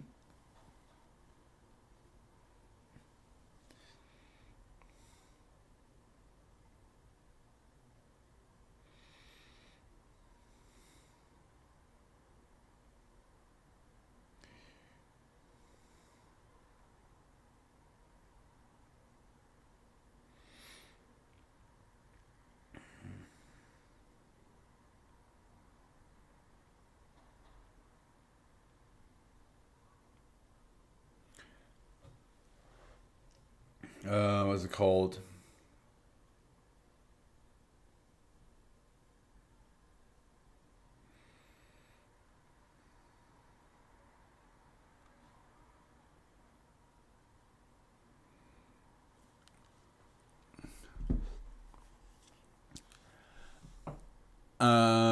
Short history of Ileana, yeah. This in the Great Dragon incident. Ileana on site X-19 was established from conducting research and experimentation deemed too risky for planet-side operations. Due to its location on Ileana was a low-risk solution and conveniently dispensable. The atmosphere on rendered any containment breach irrelevant and allowed for quick termination. After decades of research and failed termination attempts, SCP became docile. During this 30-year grace period, absolutely no research or testing was devoted into the nature of or genesis of SCP. SCP was redesignated as Euclid, although there was no change in containment procedure. SCP's highly unusual docile behavior was almost inexplicable at the time. This period of general quiet surrounding SCP began shortly after the Foundation's involvement in Sector. The Foundation's extraterrestrial involvement was a response to civilian development breakthroughs resulting from the discovery of the equation and the subsequent colonization of Sector. Oh my god, dude, just... SCP once again became active when parts containing the SCP-1124 canisters landed at Dillo-expunged Air Force Base in NF on 2000. Why so many bleeps? The resulting destruction of site and the content of Dillo-expunged is known as the Grey Dragon incident. When parts arrived at Dillo-expunged Air Force Base, all alarms in block of site sounded as a result of thermal and kinetic changes in the containment cell of SCP. D-class personnel on assignment guarding SCP reported movement in the containment cell. SCP broke containment shortly after ignoring site personnel and heading directly toward the Ileana lander coordinates. An alert was sent to General. The General ordered a battalion of soldiers outfitted with Dillo-expunged to intercept SCP en route to the lander. This resulted in casualties. Mobile Task Force Alpha 2 and Delta 5, each carrying single alpha pods of SCP-1124, were intercepted and destroyed by SCP. Foundation losses were extreme and it was later revealed by Mobile Task Force Iota 5 after returning the lot of SCP-1124 that protocol was broken and these parts were given to the other groups as a diversionary measure. It is not known what became of the parts used for the diversion. SCP went uncontained for years. The content of information omitted. Inhospitable marking the most severe breach in Foundation history. SCP was initially lured into a new containment cell using an inactive SCP-1124. During the operations to intercept SCP-1124, SCP containment cell was refit and housed 70 km underground in a previously decommissioned facility. Walls were surrounded with pools of triflic acid and containment procedures were established on site. SCP Containment and Mobile Task Force IOTA 5 return and immediate termination marked the conclusion of the Great Racking Incident. Project Tantalus began in the summer of 2000 following the string of incidents caused by the containment breach of SCP. SCP correlation with SCP-1124 was revealed through its actions. The project consists of SCP relocation to a new research facility for a new series of termination attempts. That took a while. The Xenoplague took a while. Now I don't see the Xeno in the name as like xenophobic, but as in like the xenomorphs, the aliens, which might like be what this is meant to be because it's multiple of them.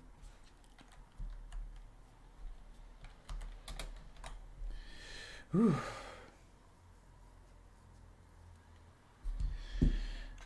We're halfway through, and we almost at a 2-hour mark, which is usually where I'm almost done.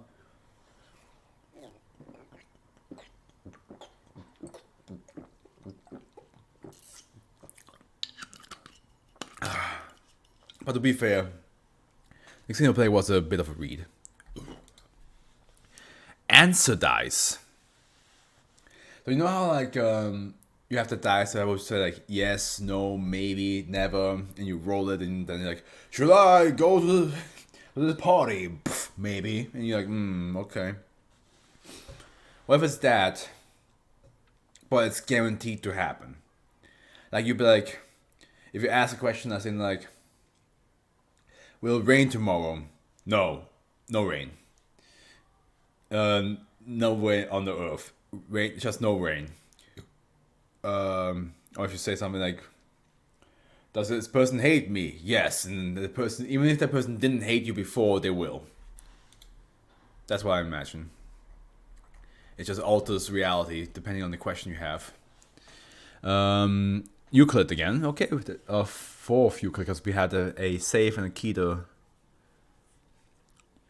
Specimens of SCP-1125 are to be locked in an opaque storage crates and kept in this SIV, Small Item Vault, at Site 12. In the event of exposure to SCP-1125 outside of testing procedures, any and all personnel affected are to be detained and separated from SCP-1125 for application of Class A amnestics and psychological reconditioning.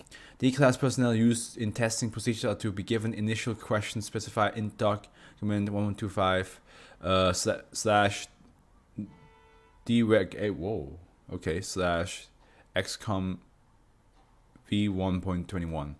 Mobile Task Force Gamma 11 dice jockeys have been tasked with location and acquisition of instances of SCP-1125 outside of Foundation control. Well, it says dice in the name. Just saying, I might not be wrong. SCP-1125 is a collection of individually packaged dice with the pips replaced by the words yes, no, and may. Yeah. I think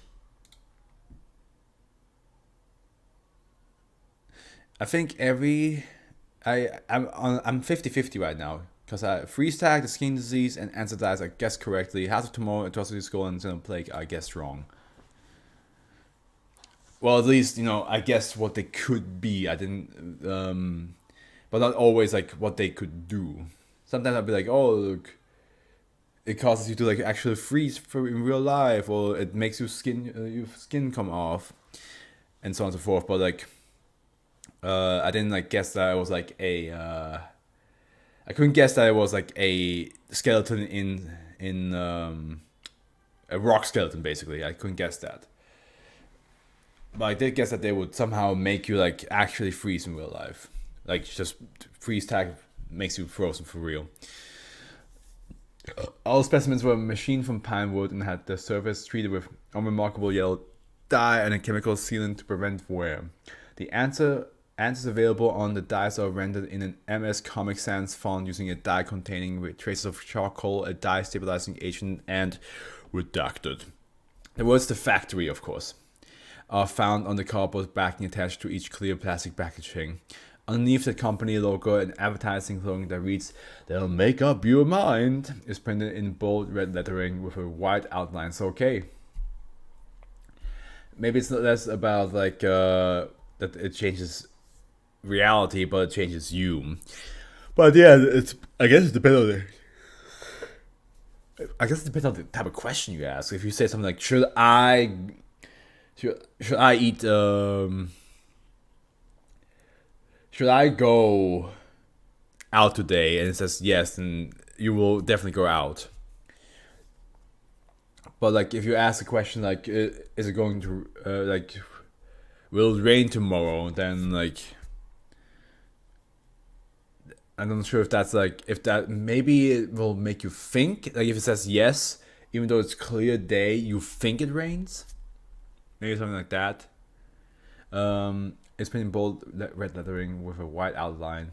If encountered without the packaging, instances of SCP-1125 are currently indistinguishable from similar non-anomalous answer dice. In light of this, any and all similarly colored answer dice found in Foundation facilities are to be destroyed immediately without further physical contact by personnel, and all potentially compromised personnel are to submit to the application of Class A amnestics and psychological reconditioning.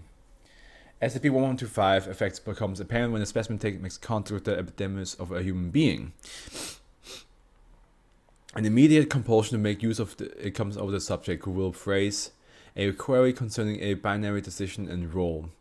SCP-1125. It then provides an answer where it must be noted that if a role indicates an answer or maybe, the subject will continue to roll the die indefinitely until either an affirmative or negative answer has been generated. Off maybe, not or maybe. Off maybe. Subject will unfailingly keep the answer provided by SCP-1125, even if this would produce undesirable results. Furthermore, where initial use of the object seems to be made with trivial, sometimes even whimsical questions, testing has shown prolonged exposure to lead to increasingly critical decision being made dependent on SCP-1125. Ah, shit, yeah, of course. In the SCP Foundation, where that shit can affect you heavily. Ugh.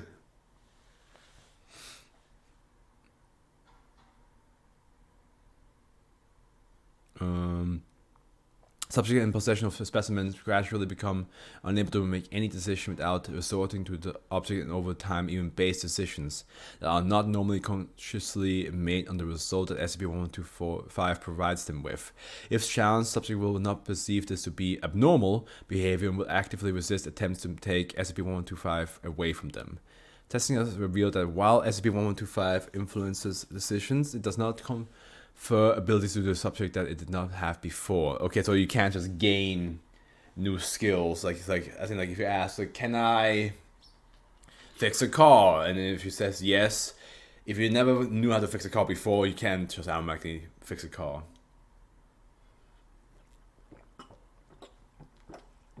Or if you ask, do I have the knowledge to fix a car? And it says yes, then you think you do, but you still don't. Maybe that's a thing as well. Maybe, I don't know.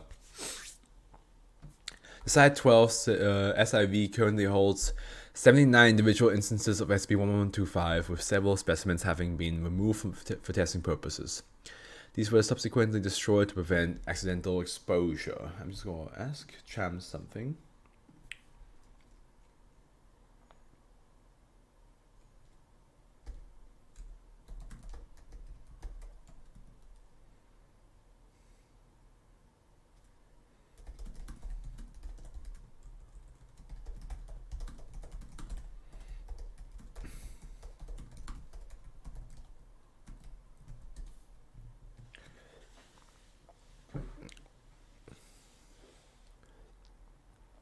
Addendum 1125 A1 accepts from transcript of video log. Wait. Okay, yeah. Video log 1125 DV23. Begin transcript except timestamp 2007 7th 14. 14 till 1452 31. D43426 enters the testing environment where a package containing one specimen of SCP-1125 is laid out on a small metal folding table. In addition, a bed and a single chair are provided. Please open the packaging and take out the dice. Well, Let's give it a different voice. Whatever you say. Subject picks up the item and examines it briefly before tearing open the packaging. The object falls out and lands on the floor, rolling on the table. Shit! Sorry, Doc. That's fine. D43426, please retrieve the dice. Subject picks up the specimen. Got it. Now what? Please do as you like, D43426. Well, might as well roll the little sucker then. So what do I ask it? That is up to you. Anything you do as long as the question is a question answerable by yes or no. Sure. Should I clap my hands? Subject rolls. SCP-1125. Good. D43426. Now please read the answers to I gave you. Subject leans in closer and then turns towards Dr. It says yes. Why did I do that? Wait, why did you do that? D43426. I don't know. It seemed like the thing to do. I mean, it said yes. Can I roll again? And accept timestamp 2007 15 4 12. Begin transcript except timestamp 2007 7 19 9 23 1. D43426. Should I eat this then? Subject rolls SCP-1125 and quickly tears open the box of Pop-Tarts provided to him. SCP-1125 is shown to indicate an answer of yes. Is the first sustenance subject has permitted himself in 18 hours. I mean, that's doable, but it's that's still crazy amount of time. And transcript excerpt timestamp 2007 719 9:23:51. So I got a bit of an itch. Begin transcript timestamp 2007 725 12:46:54. Oh god. D43426. Should I breathe? SB1125 is shown to have come up maybe, and subject immediately rolls it again. The second roll results in a norm. Subject begins to comply. Should I breathe? Wait. Should I breathe? Subject rolls the die again. And transcript excerpt time. Stamp 2007 725 12:47:60. Okay, they probably died out of not breathing. Suffocation, no breathing.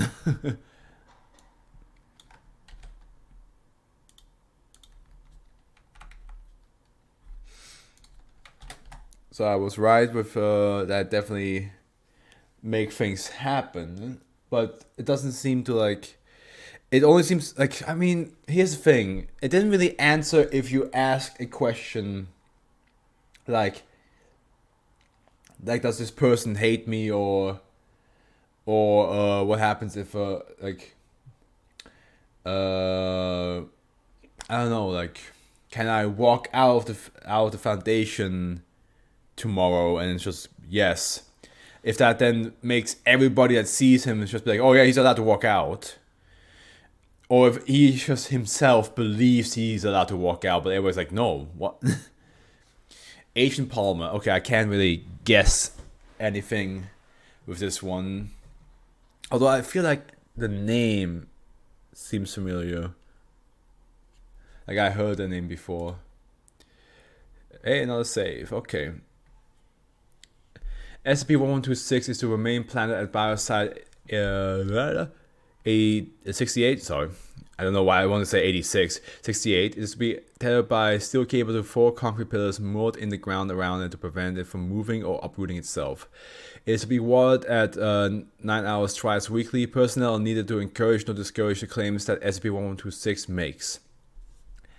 Description: SCP-1126 is a specimen of Vaitya Troanis palm, standing 12 meters tall.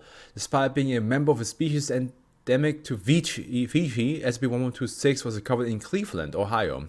Maybe some rich person was like, "Yeah, let me just take this plant with me." SCP-1126 is animate and capable of speech. It possesses the speech mechanism and personality of the stereotypical Cold War spy. It claims to be Agent Palm.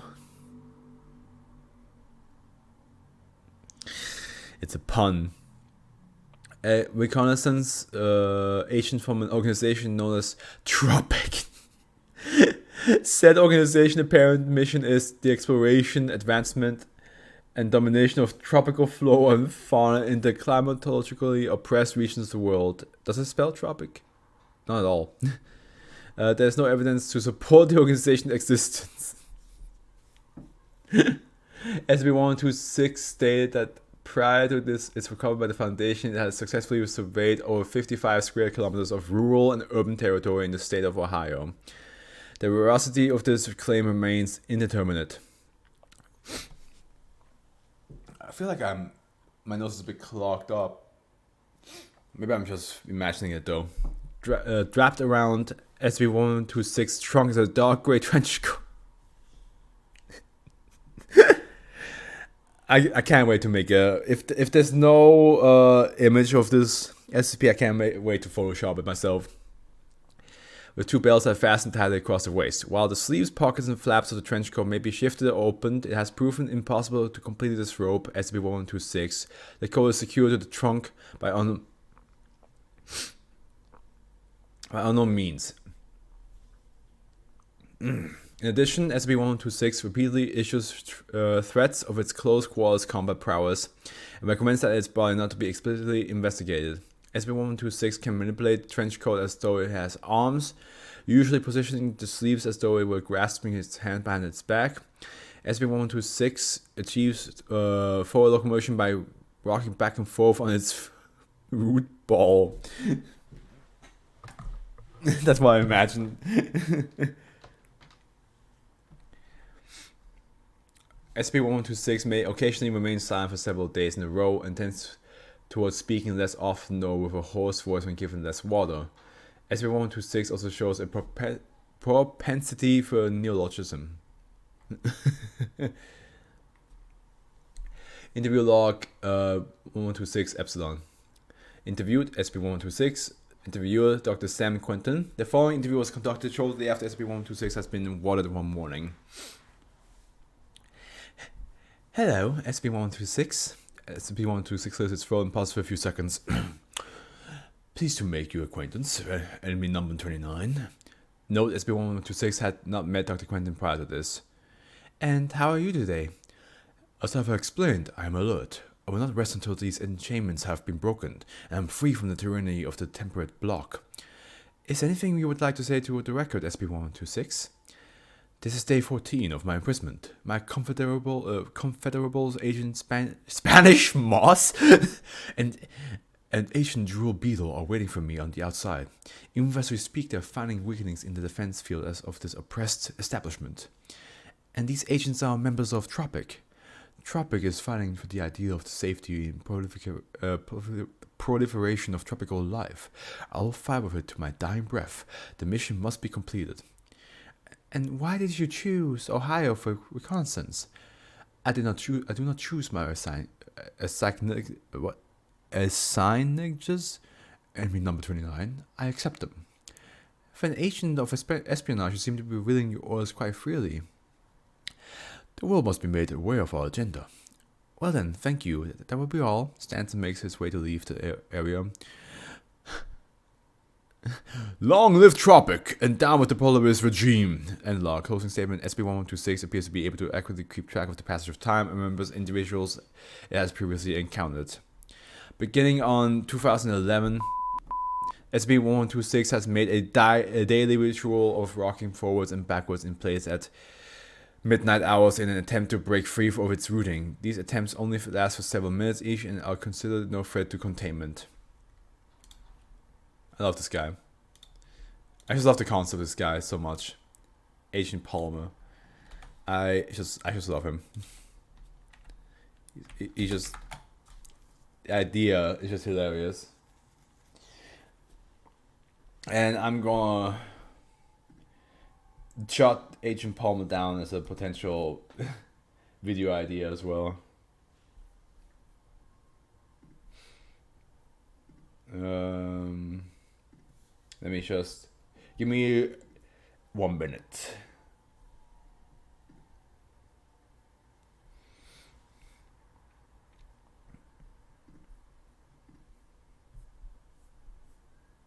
This was 1126, right? Yeah.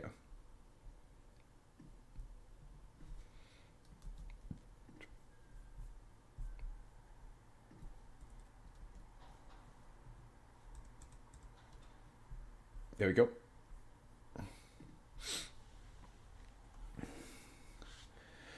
A film festival. Okay. What could happen at the film festival?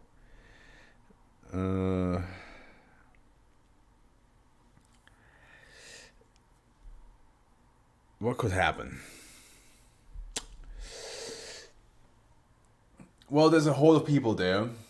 So I wonder if it's like, if the films themselves have some anomalous effect, or the festival as a whole has some anomalous effect.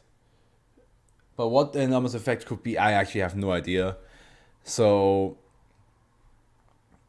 like maybe like kind of like the book thing, you know, where like you put a book on a shelf and then the room becomes the reality of that book.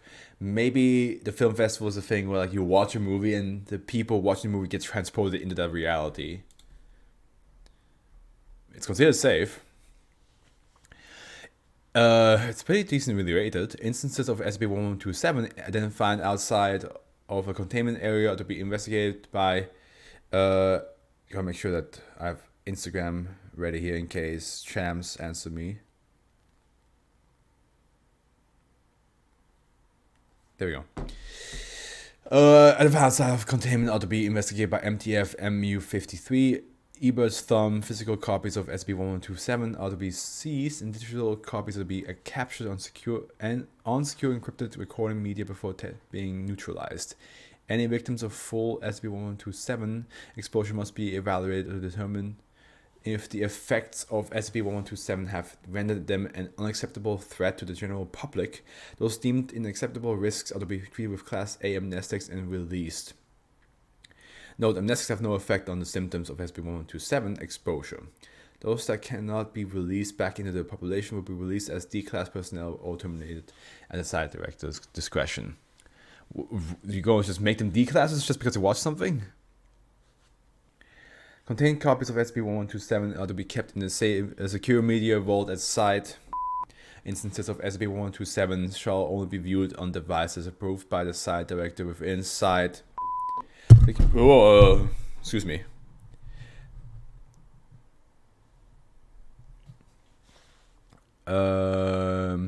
Instances of SCP-1127 shall only be viewed in their entirety by D-class subjects as a part of an approved experiment. Foundation personnel should avoid unnecessary exposure and log any incidents of viewing SCP-1127.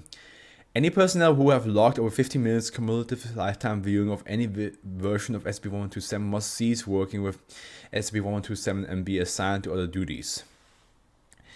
The description is SCP-1127 is a series of short films ranging between 23 and 42 minutes in length. To date, copies of 3 different films have been... Oh fuck, I completely forgot. Yeah. Different films have been recovered and 1 film has been identified but not yet contained. The films have been designated -1, -2, and -3, and -4. It is unknown how many more films in the SCP-1127 series have yet to be identified and recovered by the Foundation. Each film is composed primarily of scenes clipped from other movies and shorts, with additional videos from various other sources. Sound dialogue has been added or modified, and a narrator character unique to each film appears, fully integrated into the clips comprising the film, regardless of the original source of the material. The narrator provides commentary and occasional interacts with objects and characters within the recycled footage. So they just jump into any film any short film on the screen, just be like, yeah, let me just remove this important item that the main character might need.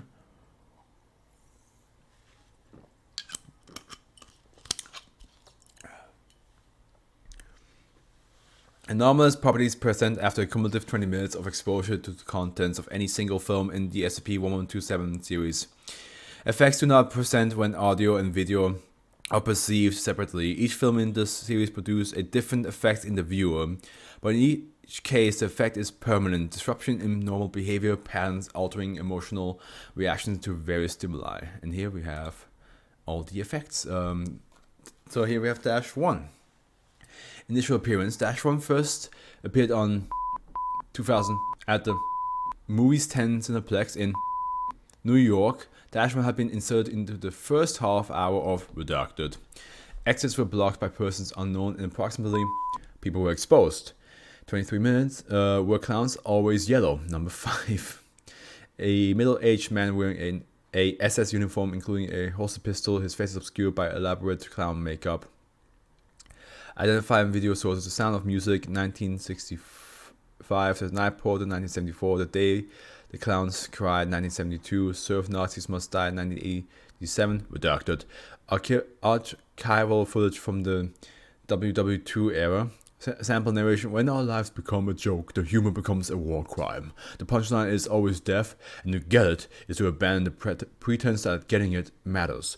Laugh at the reality that is laughing at you. Narrator draws his pistol and shoots J.L. in the back of the head. I apologize that I burped in this most important part of the story.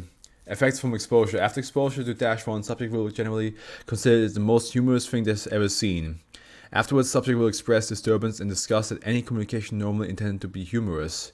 Most jokes will be seen as offensive, and videos of comedians or comedies will cause distress or revulsion. One declared subject had to be physically restrained when showing an episode of Monty Python's Flying Circus after exposure. Conversely, communication that might normally be causing of distress prior to exposure, autopsy photos, graphic war footage, videos of public suicide will be seen as amusing or funny. Conclusions. Victims of Dash 1 exposure are deemed safe to re-enter the general population after administration of Class A amnestics. This is just basically Dragon Ball fans, or any anime fans to be honest, that loves only one show. And every other show they like don't give a shit about. Dash 2. On 2000, a copy of Dash 2 was uploaded to .com and registered. Views before exposure was contained with a DMCA notice. Foundation agents tracked the origin to a proxy server in Guam. Investigation continues as to its origin. Length is 37 minutes. Title Crazy Where You Are, number 0. A female child, approximately 12 years old, wearing blue dress and a black domino mask. A black domino mask? What is a black domino mask?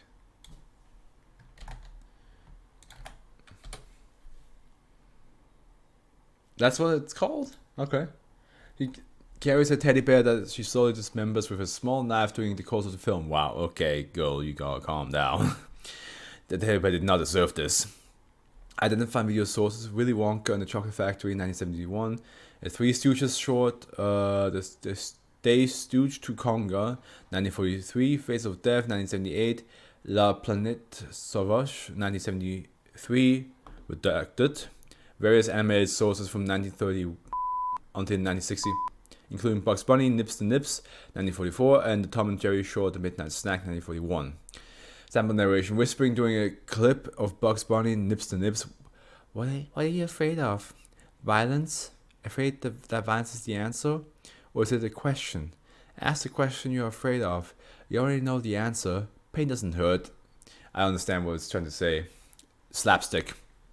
How slapstick can like it's all about like painful stuff, but like all the characters walk it off. After exposure, subject will generally express no strong emotional response to Dash 2 at all. Subject will also lose interest and emotional connection to things, activities, and people they had prior to exposure. Subject will also react to dangerous and hostile environments with disinterest to the point that will ignore immediate threats to their personal safety. Subject will also express a marked decrease in empathy and may injure or harm others out of curiosity. Victims of Dash 2 exposure are unsafe to re-enter the general population due to the risks they pose to others. Yeah, they might stab somebody. Or shoot somebody, who knows.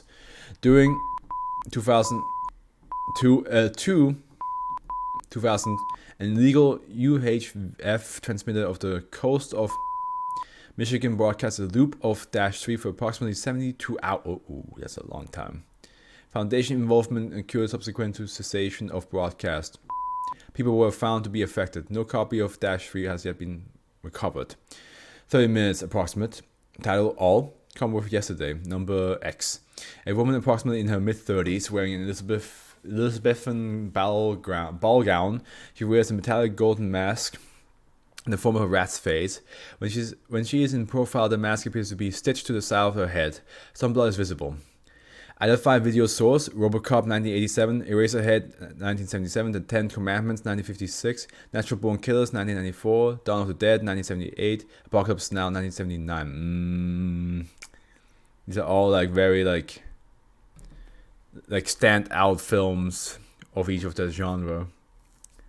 I mean, they're all in very similar genre. No, maybe not Eraserhead, but yeah. Simple sample narration, monotone, 3 seconds beat between words. So like desire, aspire, require, conspire, acquire, retire, expire, choir, pyre. I'm not going to do the pauses, otherwise we're here forever. Liar, liar, liar, liar. Continue saying liar for several minutes. Ugh. A narrative that's broken. After exposure, subject expressed an extreme discomfort with technological artifacts. It is like any object that's been machined, processed, or otherwise manufactured. Okay. This applies not only to things generally considered technological, but to almost anything that is the result of human intervention in the environment, including clothing and anything beyond the most simple tool use. This effect extends to abstract concepts as well, in particular the concept of money, personal property, and political organization. Victims of Dash 3 exposure pose little danger but are unable to reintegrate into modern society. After administration of Class A amnestics, any individuals to be released must be placed in an institutional environment or to be relocated to redacted when they can be assimilated into redacted population. Okay, last one. From 2002, 2000, copies of Dash 4 has been inserted as a special feature onto DVDs stocked at the adult bookstore in Canada. Copies have been sold, all were covered. Individuals were exposed to Dash 4's full effect. Length was 42 minutes. Why are you crying? Why are you running? Number -1. Male in his early 20s, shirtless, wearing black leather pants and a mask obscuring his face. As the film progresses, welts and bruises appears on the narrator's torso without apparent cause. A little bit in that BDSM stuff, eh? Did my phone vibrate? Yes or no? It did not. Wait, hold on. Maybe it did. It did not. Crewmaster 3, 2002. Dog, 1971. A Dirty Shame, 2004. Lolita, 1962. The Rocky Horror Picture Show, 1974. Sala Ole, 220. Giornate di Sodoma, 1974. 5. Redacted. Various videos available on the internet, including. Do you want to close your eyes and run to mommy? Well, run to her then. Run to her and tell her all those sick things that make you want to puke and whip it out and jerk off while the warm shit smears across your naked skin. She'll kiss it and make it all better because mommy knows what you want, what you always wanted. And she'll give it to you hard if you only have the balls to ask cause mommy loves you and love ain't nothing but sex misspelled. Would you fuck me? I'll fuck me.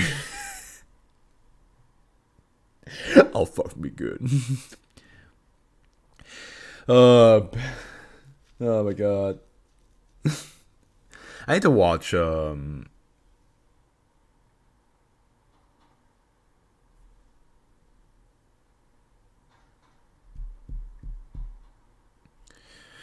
the film with Hannibal Lecter in it? The first one. Not the first one, technically the second one, because he was technically the first, like the Signs of the Lamp. There we go. Yeah, I have to watch Signs of the Lamp again. After exposure, the subject will no longer be able to attain sexual arousal as they would have prior to exposure. Anything that would have found erotic or stimulating prior to exposure will become at best an object of disinterest, and occasionally will become a source of revulsion.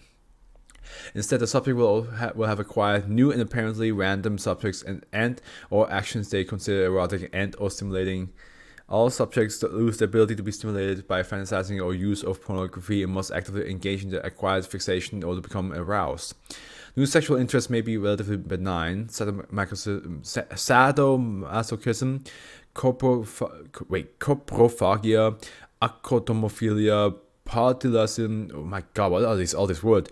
Partialism, clismophilia, clismophilia, misophilia, voyeurism, exhibitionism, potentially harmful or criminal, asphyxiophilia, suicidism, or actively dangerous and likely to cause harm to the subject or others, biastophilia, pedophilia, necrophilia, apotemnophilia, voraphilia. Disposition of victims of -4 is dependent on evaluation of the acquired pedophilia because of the necessity of the subject to act on these desires to achieve any form of sexual function. Any subject expressing a pedophilia that requires a non-consensual partner or a partner that cannot legally consent and or risks actual permanent physical harm or death of the subject and or partner shall be deemed unsuitable for release. Yeah, fair enough. God damn. Now that's a film festival.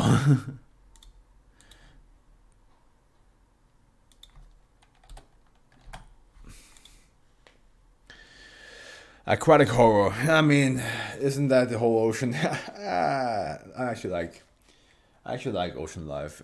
They're cool. Freaky, but cool. But I assume it's like some sort of like different species that nobody like. It just doesn't exist. It should not exist, but it does. This is the most highly rated. Oh god, we have a interview. Oh, this is short. Nice. And experiment log. It's also short. Wait. Okay.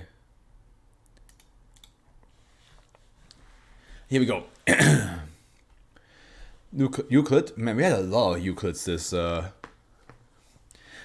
this session. Written descriptions of or imagery of SCP-1128 appearance or videos of the entity breaching. The Addendum 3 found outside the Foundation are to be destroyed, and Class C amnestics are to be administered to anyone exposed to such information or showing signs of SCP-1128 contamination. A written description of the entity's appearance is to be kept aside for experimental purpose only, and is not to be read by anyone other than the class used for testing. If exposed, staff are to report immediately for administration of Class C amnestics. Mobile Containment Force Copper 12 has been assigned to intercept and redirect any and all water traffic that passes through the designated patrol area by any means necessary. See Addendum 2.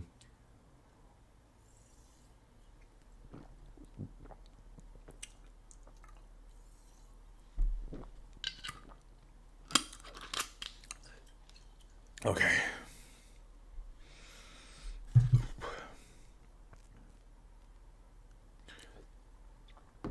SCP-1128 is an entity that manifests as a massive aquatic predator to anyone given a full description of the being's appearance through either spoken or written description or visual description of the being. So that anybody who talks about the being, it just spawns. Kind of like Ghost Shark. Wherever water is or liquid is, it spawns.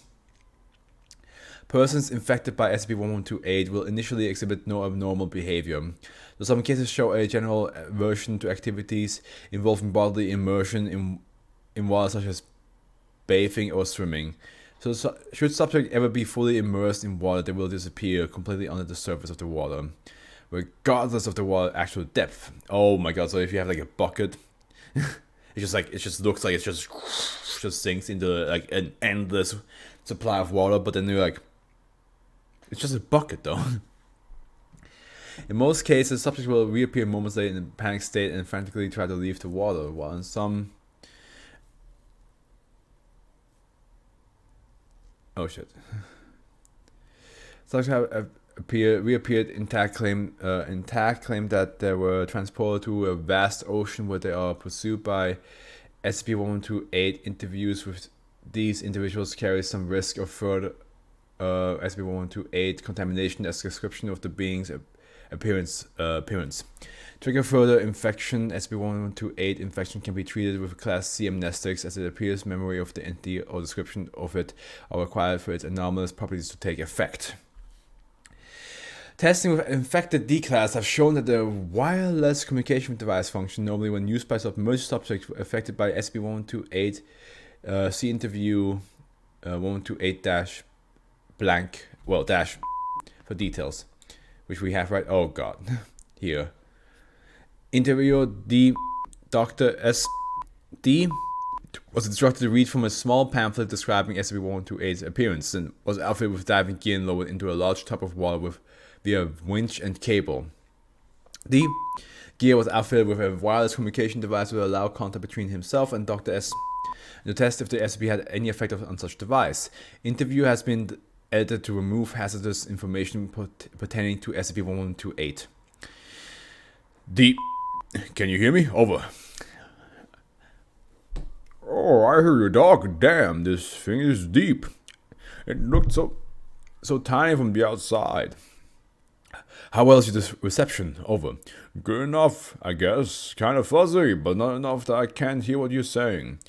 What is your current status? Right now, I'm just sinking to the bottom of... Is this the ocean? How the hell did you manage to fit an entire ocean inside the stinking bathtub? Irrelevant, D. What are your surroundings? I just said ocean, damn it. There's fish and everything. Don't you guys know what the hell is inside your own... D. What happened? I'm fine. I'm fine. I just hit... Oh, I just hit bottom. Looks like I've landed in a patch of seaweed or something. What are your surroundings? Seaweed mostly. Wait a second. It gets thinner to my right. Looks like there might be a drop-off that way. Should I go take a look? You may proceed. Okay. D. grunts audibly. Damn. The suit's heavy. It's hard to move in this thing. Hey, is this thing soundproof? I have my targets and scaring off any... Oh my god! Oh, Batman! D. Respond. What's your status? I'm okay. I don't think it saw me. Damn. I think I pissed myself. Bane being like, oh, I think I pissed myself. What happened? What did you see? The scariest damn thing I ever seen. Some kind of big bass. Description redacted. Wait a second. That's the thing from that stupid book that you gave me, isn't it? Affirmative. Please refrain from describing it any further. What is it doing? Nothing right now. It's just swimming along. I think it's got something in its mouth. Is that a whale? Holy crap, it is. It's eating a whale. Oh god, look at those teeth. To assistant. I think we're done here. Pull him out now. To D. Thank you for your cooperation. We're bringing you up now. Now you swallowed it. Damn. That's got all my dreams. Wait. Stop moving. I think it sees me. Oh god, it's looking right at me. It's headed this way. Oh god, help me. Get him out of here now! His there goes spouting gibberish when feed cuts to static. Close statement. Winch was retracting at full speed when the cable went taut, resting the winch from its mounting. Cable then went slack and water became polluted with blood, confirmed to be that of D. No further remains or equipment were recovered. Interview, log, and relevant documents were edited for vectors, and all the staff present were treated with Class C amnestics. That is brutal. Let's go back here. Addendum 2. Tracking devices affixed to D-Class used in SCP-1128 experiments revealed that submerged subjects are transported to an area with the ocean, not far from the coast of redacted. Further investigation of those coordinates revealed they are to be still expunged. Mobile Containment Force Kappa 12 Sea Devils have been assigned to keep unauthorized seafaring vessels out of this area at all costs. That's where we've been sending those D-Class? How does a short-range wireless communicator get such a clear signal from that far away? Dr. S. Addendum 3. Tests involving D1732, who had been used for repeated SCP-1128 testing without administration of amnestics, was shown to be able to encounter the entity in bodies of water normally insufficient for bodily immersion. This effect becomes more drastic over time, with D1732 developing progressively stronger hydrophobic tendencies, claiming to see SCP-1128 from outside almost any body of water encountered by the subject. On 2000 days after initial exposure, D1732 was violently pulled into a glass of water by redacted. No remains were recovered from the incident. Staff witnessing the event were found to be infected by SCP-1128 and administered Class C amnestics. Containment procedures were then updated to include videos and description of this event, and testing involving extended infection of D-Class was terminated. Experiment log. Here we go. So date, they're all blank, so I'm not going to make the whole beep beep beep all the time. D-Class exposed to SCP-1128, outfitted with diving gear and communication device, then lowered into the top of water. Yeah, that's what the interview was. Pretty freaky. I'm just going... Man. That's fine.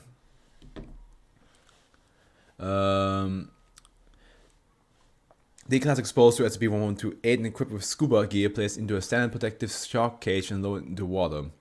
No response for approximately seconds, then line went taut and was severed at a point beneath the water. Remains of D-Class as well as jagged steel fragments, presumably remnants of the cage, surfaced shortly afterwards. Oof. So this beast is strong enough to just destroy a shark cage. I mean, it did eat a whole whale, so... I feel like you needed like a submarine to deal with this. Maybe. Maybe a submarine's not even strong enough. Experiment log 3. Same as above, cage 3 with SCP to increase durability. Same as above, no remains surfaced. Hours later, MCF Sea Devils reported finding an intact shark cage floating beneath surface of petrol area near one of their vessels. Item was retrieved and confirmed to match description of cage used in experiment -A3. Cage was undamaged but bore traces of human DNA and feces of indeterminate ocean. No further remains of D-Class found. So, if it gets lost inside the water, it can resurface in the actual ocean where this the body of water transports into. Gotcha. Experiment 4. Exposed D-Class equipped with diving gear and armed with redacted for use against hostile organisms. Unlike previous tests, subject was also equipped with a live feed video camera attached to his helmet. Video feed shows weapons was ineffective against SCP-1128, appearing only to enrage the creature rather than harm it considerably or drive it away. Feed was lost when D-Class was devoured. Staff involved treated with amnestics following transcription of video feed. Man, the fact that you have to always forget, it's basically Freddy. The moment you don't know who Freddy is, he doesn't exist anymore. But the more people know about Freddy, the more power he gains. So, experiment log 5. Exposed D-Class equipped with protective environment suit and video feed lowered into a vat of redacted. The test SCP-1128 manifestation in liquids other than water. Substance chosen for its low density, allowing free movement similar to walking in open air. D-Class recovered without incident. Liquid did not trigger SCP-1128's effect. Okay, so you might be safe from the thing in liquids other than water, but that probably won't help you much unless you intend to drink and breathe in the exotic chemicals for the rest of your life, which probably would get a lot shorter if you tried that, Doctor.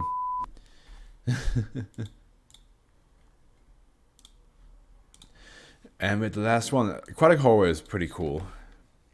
Just a concept, like it's a water beast Freddy. Think about it. That's what it is. Last one. Hyperarousal response. Okay.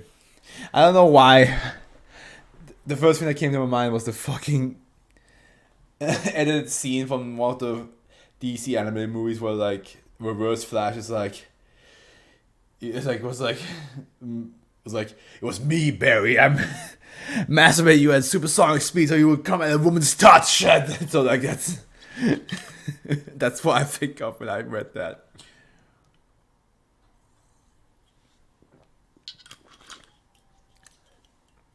So I think like, or that one scene where like I forgot, I don't even know where it's from, but it's this one scene where like some guy was like flexing a muscle and suddenly the whole neighborhood just orgasmed, and he's like, oh, I pulled the wrong muscle, and yeah. So I think something like that where it's just like it just makes you boom. You have no chance to avoid it. It just does it. Euclid. Bit of a read, but nicely short. We'll probably be done in like 2 hours, 45 minutes. Maybe. We still have to like do the whole like ratings thing at the end. SCP-1129 is to be contained in a 3-meter cube chamber in the high security wing of Site 83. Due to the nature of SCP-1129, no direct or first-degree indirect viewing methods such as observation windows or cameras are allowed within the containment chamber except as authorized by a level 4 or higher researcher. Visual contact with SCP-1129, whether direct, indirect, or recorded, is not allowed except under strictly controlled experimental conditions. SCP-1129 continued presence and status is monitored by ultrasound, as the image produced does not cause the effects typically of observing SCP-1129. Okay. So you have to visually you actually have to physically see it, not just from, but not, behind cameras you're fine. Knowledge of SCP-1129's effect is not essential for any personnel with less than level 4 security clearance. Personnel assigned to the research, containment, security, or other support teams associated with SCP-1129 are to be sequestered from other personnel at Site 83 until such time as they have been removed from the assignment and have completed the briefing and clearance procedures. If any personnel at Site 83 were whether assigned to SCP-1129 or not, begin to exhibit Stage 1 or Stage 2 symptoms described below. They are to be administered Class B amnestics immediately and must receive a psychological examination to determine the severity of after effects, with further psychological treatments made available as necessary. If a member of assigned personnel is deemed unnecessary to be continued containment of SCP-1129, they may be transferred to another project so long as they had no direct exposure to SCP-1129. Prior to a transfer, all personnel who have been assigned to SCP-1129 must successfully complete a memory restructuring following a treatment with Class A amnestics. At that point, they must complete a minimum 2 weeks quarantine period to be certain that they do not manifest Stage 1 or Stage 2 symptoms. SCP-1129 is a large object of apparently biological origin. Its composition is largely unknown, as it seems to flow past any and all objects that approach it. Okay. Flow past any and all objects that approach it, temporarily breaking apart and changing its own dimensions as needed. So it just morphs. Due to this, only one sample has ever been obtained which showed the presence of several amino acids and hormone analogues consistent with terrestrial life, but no DNA samples were detected. Based on longitudinal ultrasound recordings, it appears that SCP-1129 is dimensionally fractal in nature, with a partial existence in a theoretical 3.333 RD, I don't know what that means, spatial dimension. Based on behavior, it is presumed that SCP-1129 is sentient, although this is unconfirmed. When any sentient being makes visual contact with SCP-1129, they will immediately enter Stage 1, which is characterized by extremely heightened flight reflex. They will attempt to flee from SCP-1129 by any means possible, ignoring obstacles and personal injury. Oh, they just want to get out of there as much as possible, eh? The effect is most pronounced in mammals, but has been observed in all animal life, including birds, fish, snails, and insects. Certain sentient anomalies, however, are not affected. Let me guess, it goes to another SCP? Nope. I'll go read that, I guess. Human subjects have later described this as having been overcome with intense fear and unthinking hysteria. Stage 1 symptoms will increase in intensity so long as the subject remains within 23.3 meters of SCP-1129 or remains in direct line of sight of SCP-1129. Stage 1 symptoms will persist for several hours after the affected being has left the immediate range of effects of SCP-1129. The exact length of time varies considerably from individual to individual, with an average of 4 hours. If the affected subject is unable to leave the range of effects, they will exhibit increasingly frantic behavior until finally expiring. Post-mortem examination revealed that the cause of death is typically cardiac arrest or the equivalent, consistent with a prolonged heightened state of fear and stress. Yeah, you're just afraid for like so long. After a while, your heart just gives up. It's like, yeah, man, this is too much. I can't live anymore. Let's just die out of fear. Just die out of panic. Once the subject has recovered from stage 1 symptoms, they will immediately proceed to stage 2. Stage 2 is characterized by heightened aggression and hostility towards SB1129. Where's the hyperarousal though? So far we have fear and anger. Human subjects experiencing those incidents invariably describe SB1129 as wrong, not the right kind of real, not fitting here, etc., and incredibly dangerous. They will express a strong desire to destroy it immediately by any means possible. If the animal subject to stage 2 symptoms is not able to convince others to assist them in destroying SB1129, they will attempt to do so on their own, up to including breaching containment on SB1129 or other SCP items believed to possibly be useful in the destruction of SB1129. Well, they just want to have a Final Fantasy boss fight against this thing. If multiple individuals are experiencing stage 2 symptoms, they will work together in the destruction attempt. Subjects do not display any change in intelligence, skill, or ability to communicate, however, and cross-species cooperation is usually minimized. No other changes in behavior or motivation is noted. Any subjects experiencing stage 2 symptoms will pause in order to eat or sleep, although they return to their destruction attempts as soon as feasible. However, upon seeing SB1129, subjects will promptly return to stage 1 with no apparent memory of having experienced it before. Beginning the cycle again, the cycle will continue unabated until the subject has either died or been administered amnestics. In approximately 1.7% of cases, a subject will enter stage 3 instead, which is characterized by all voluntary muscles freezing in place. This muscle locking persists despite all treatments, including removal from SB1129's range of effect, administration of muscle relaxers, administration of amnestics, and medical destruction of the motor nerves controlling them. To date, the most control of voluntary muscles that has ever been regained was in 3 individuals who regained control of the eyelids, allowing voluntary blinking and partial control of the vocal cords. In these cases, amnestics were successful in eradicating the stage 1 and 2 symptoms.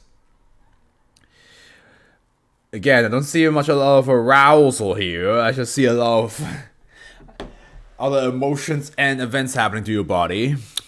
Video feeds and photographs of SB1129 produce an identical effect, though artist's rendition have no effect. Despite this profound observational cognitive hazard effect, SB1129 seems to be completely harmless otherwise. It has now been determined that transition into stage 2 may be caused by any significant knowledge of the nature of SB1129's effect. SB1129 is now considered a grade 3 info hazard and has been upgraded to Euclid. See addendum.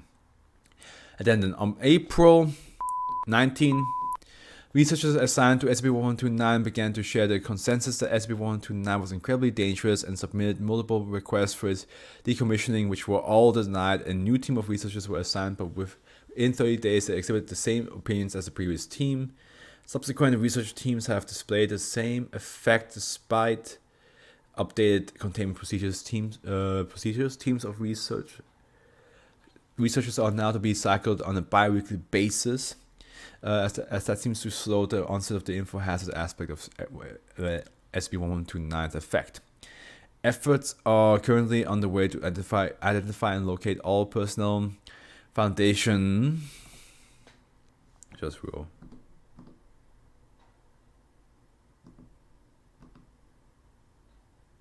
I like that, but I already heard that like a couple times today, so I want to play something like that. Here we go. That's a good like ending because I'm about to end anyway. So,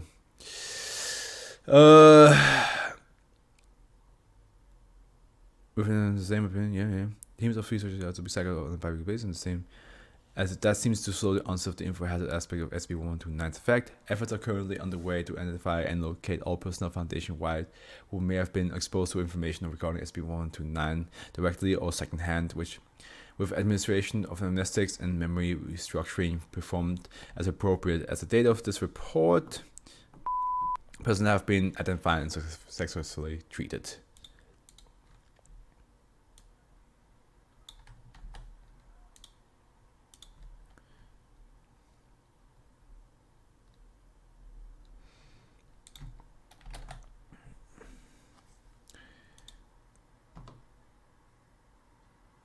There we go. All right, so Asian palm. Honestly, just the image of a palm tree in a suit being like, "I have a mission." It's Agent 47 on the pure, even further beyond. It's just extreme. But also, of course, it's also like, I think it's also a reference to how like back then in like old school spy cartoons, spies could just transform into plants as a disguise. Maybe there's also a reference to that. Atrocity skulls. I love how like all most of the top ones are A. Start with the letter A's. Atrocity skull. I think that one is just very brutal. I just now realized I forgot to close the door downstairs. That one's just very brutal, but it's really like it's well written brutal because you feel you feel sympathy for the D class and the person that got the memory from. It's messed up what they go through, but it's good. Aquatic horror.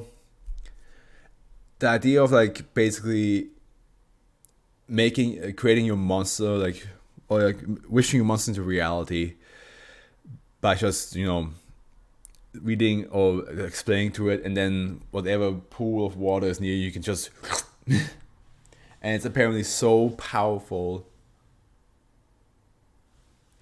It's apparently so powerful that it just can do a lot of fucked up shit to you. It's crazy. The skinning disease. I'll be right back, guys.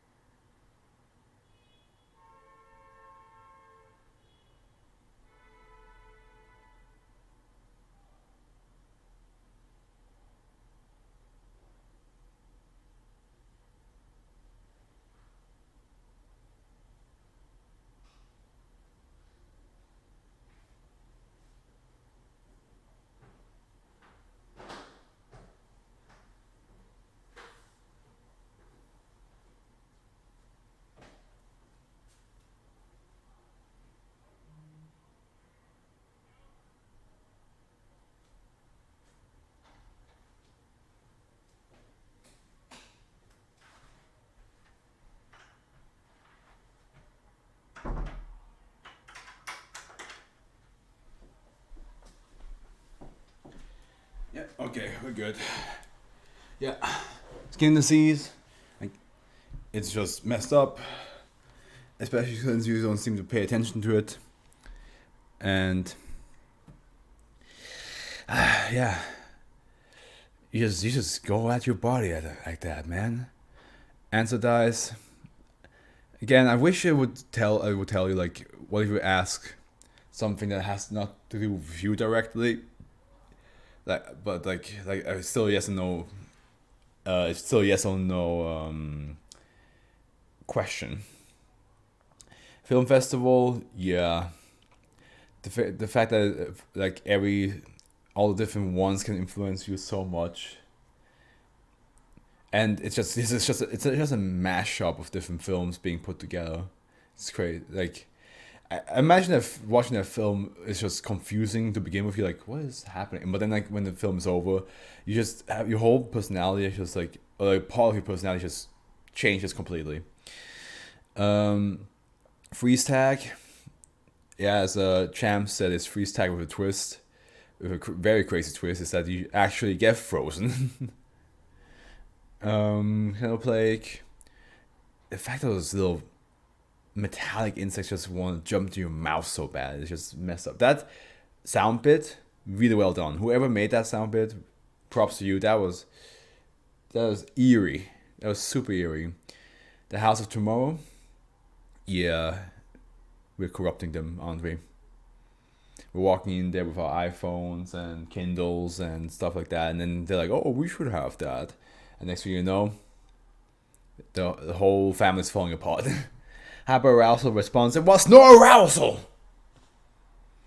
There was everything else except arousal. How dare you?" But still, kind of like, I think it's funny how it went from like, you run away first, but then you're like, "No, I'm done running." You gotta catch these hands. But yeah, here we go. I hope you all enjoyed today's reading. Tomorrow we're gonna read the 1130s. I'm glad I got to finally read some SCPs again. It's been a while. And I'm also really happy with how like my lighting came to be with the little Afro. Let me show you like I mean, come on. I just love that. And of course, the lighting can be changed via button press and stuff like that. Just on my phone right here. And different modes like party mode, cozy. There's Halloween mode, which I kind of dig. It's like this nice little like pumpkin orange. But for SCP readings, I was thinking like red because the logo is usually red. I'm going to experiment with this quite a lot and see how it goes. And also for like reactions and for my future recordings, I will definitely use this because it's just, I have it. Why not? It's gonna be fun. But yeah, for now, I wish you all a good morning, afternoon, evening. Hopefully, I get to see you tomorrow for my SCP reading, and that was with you.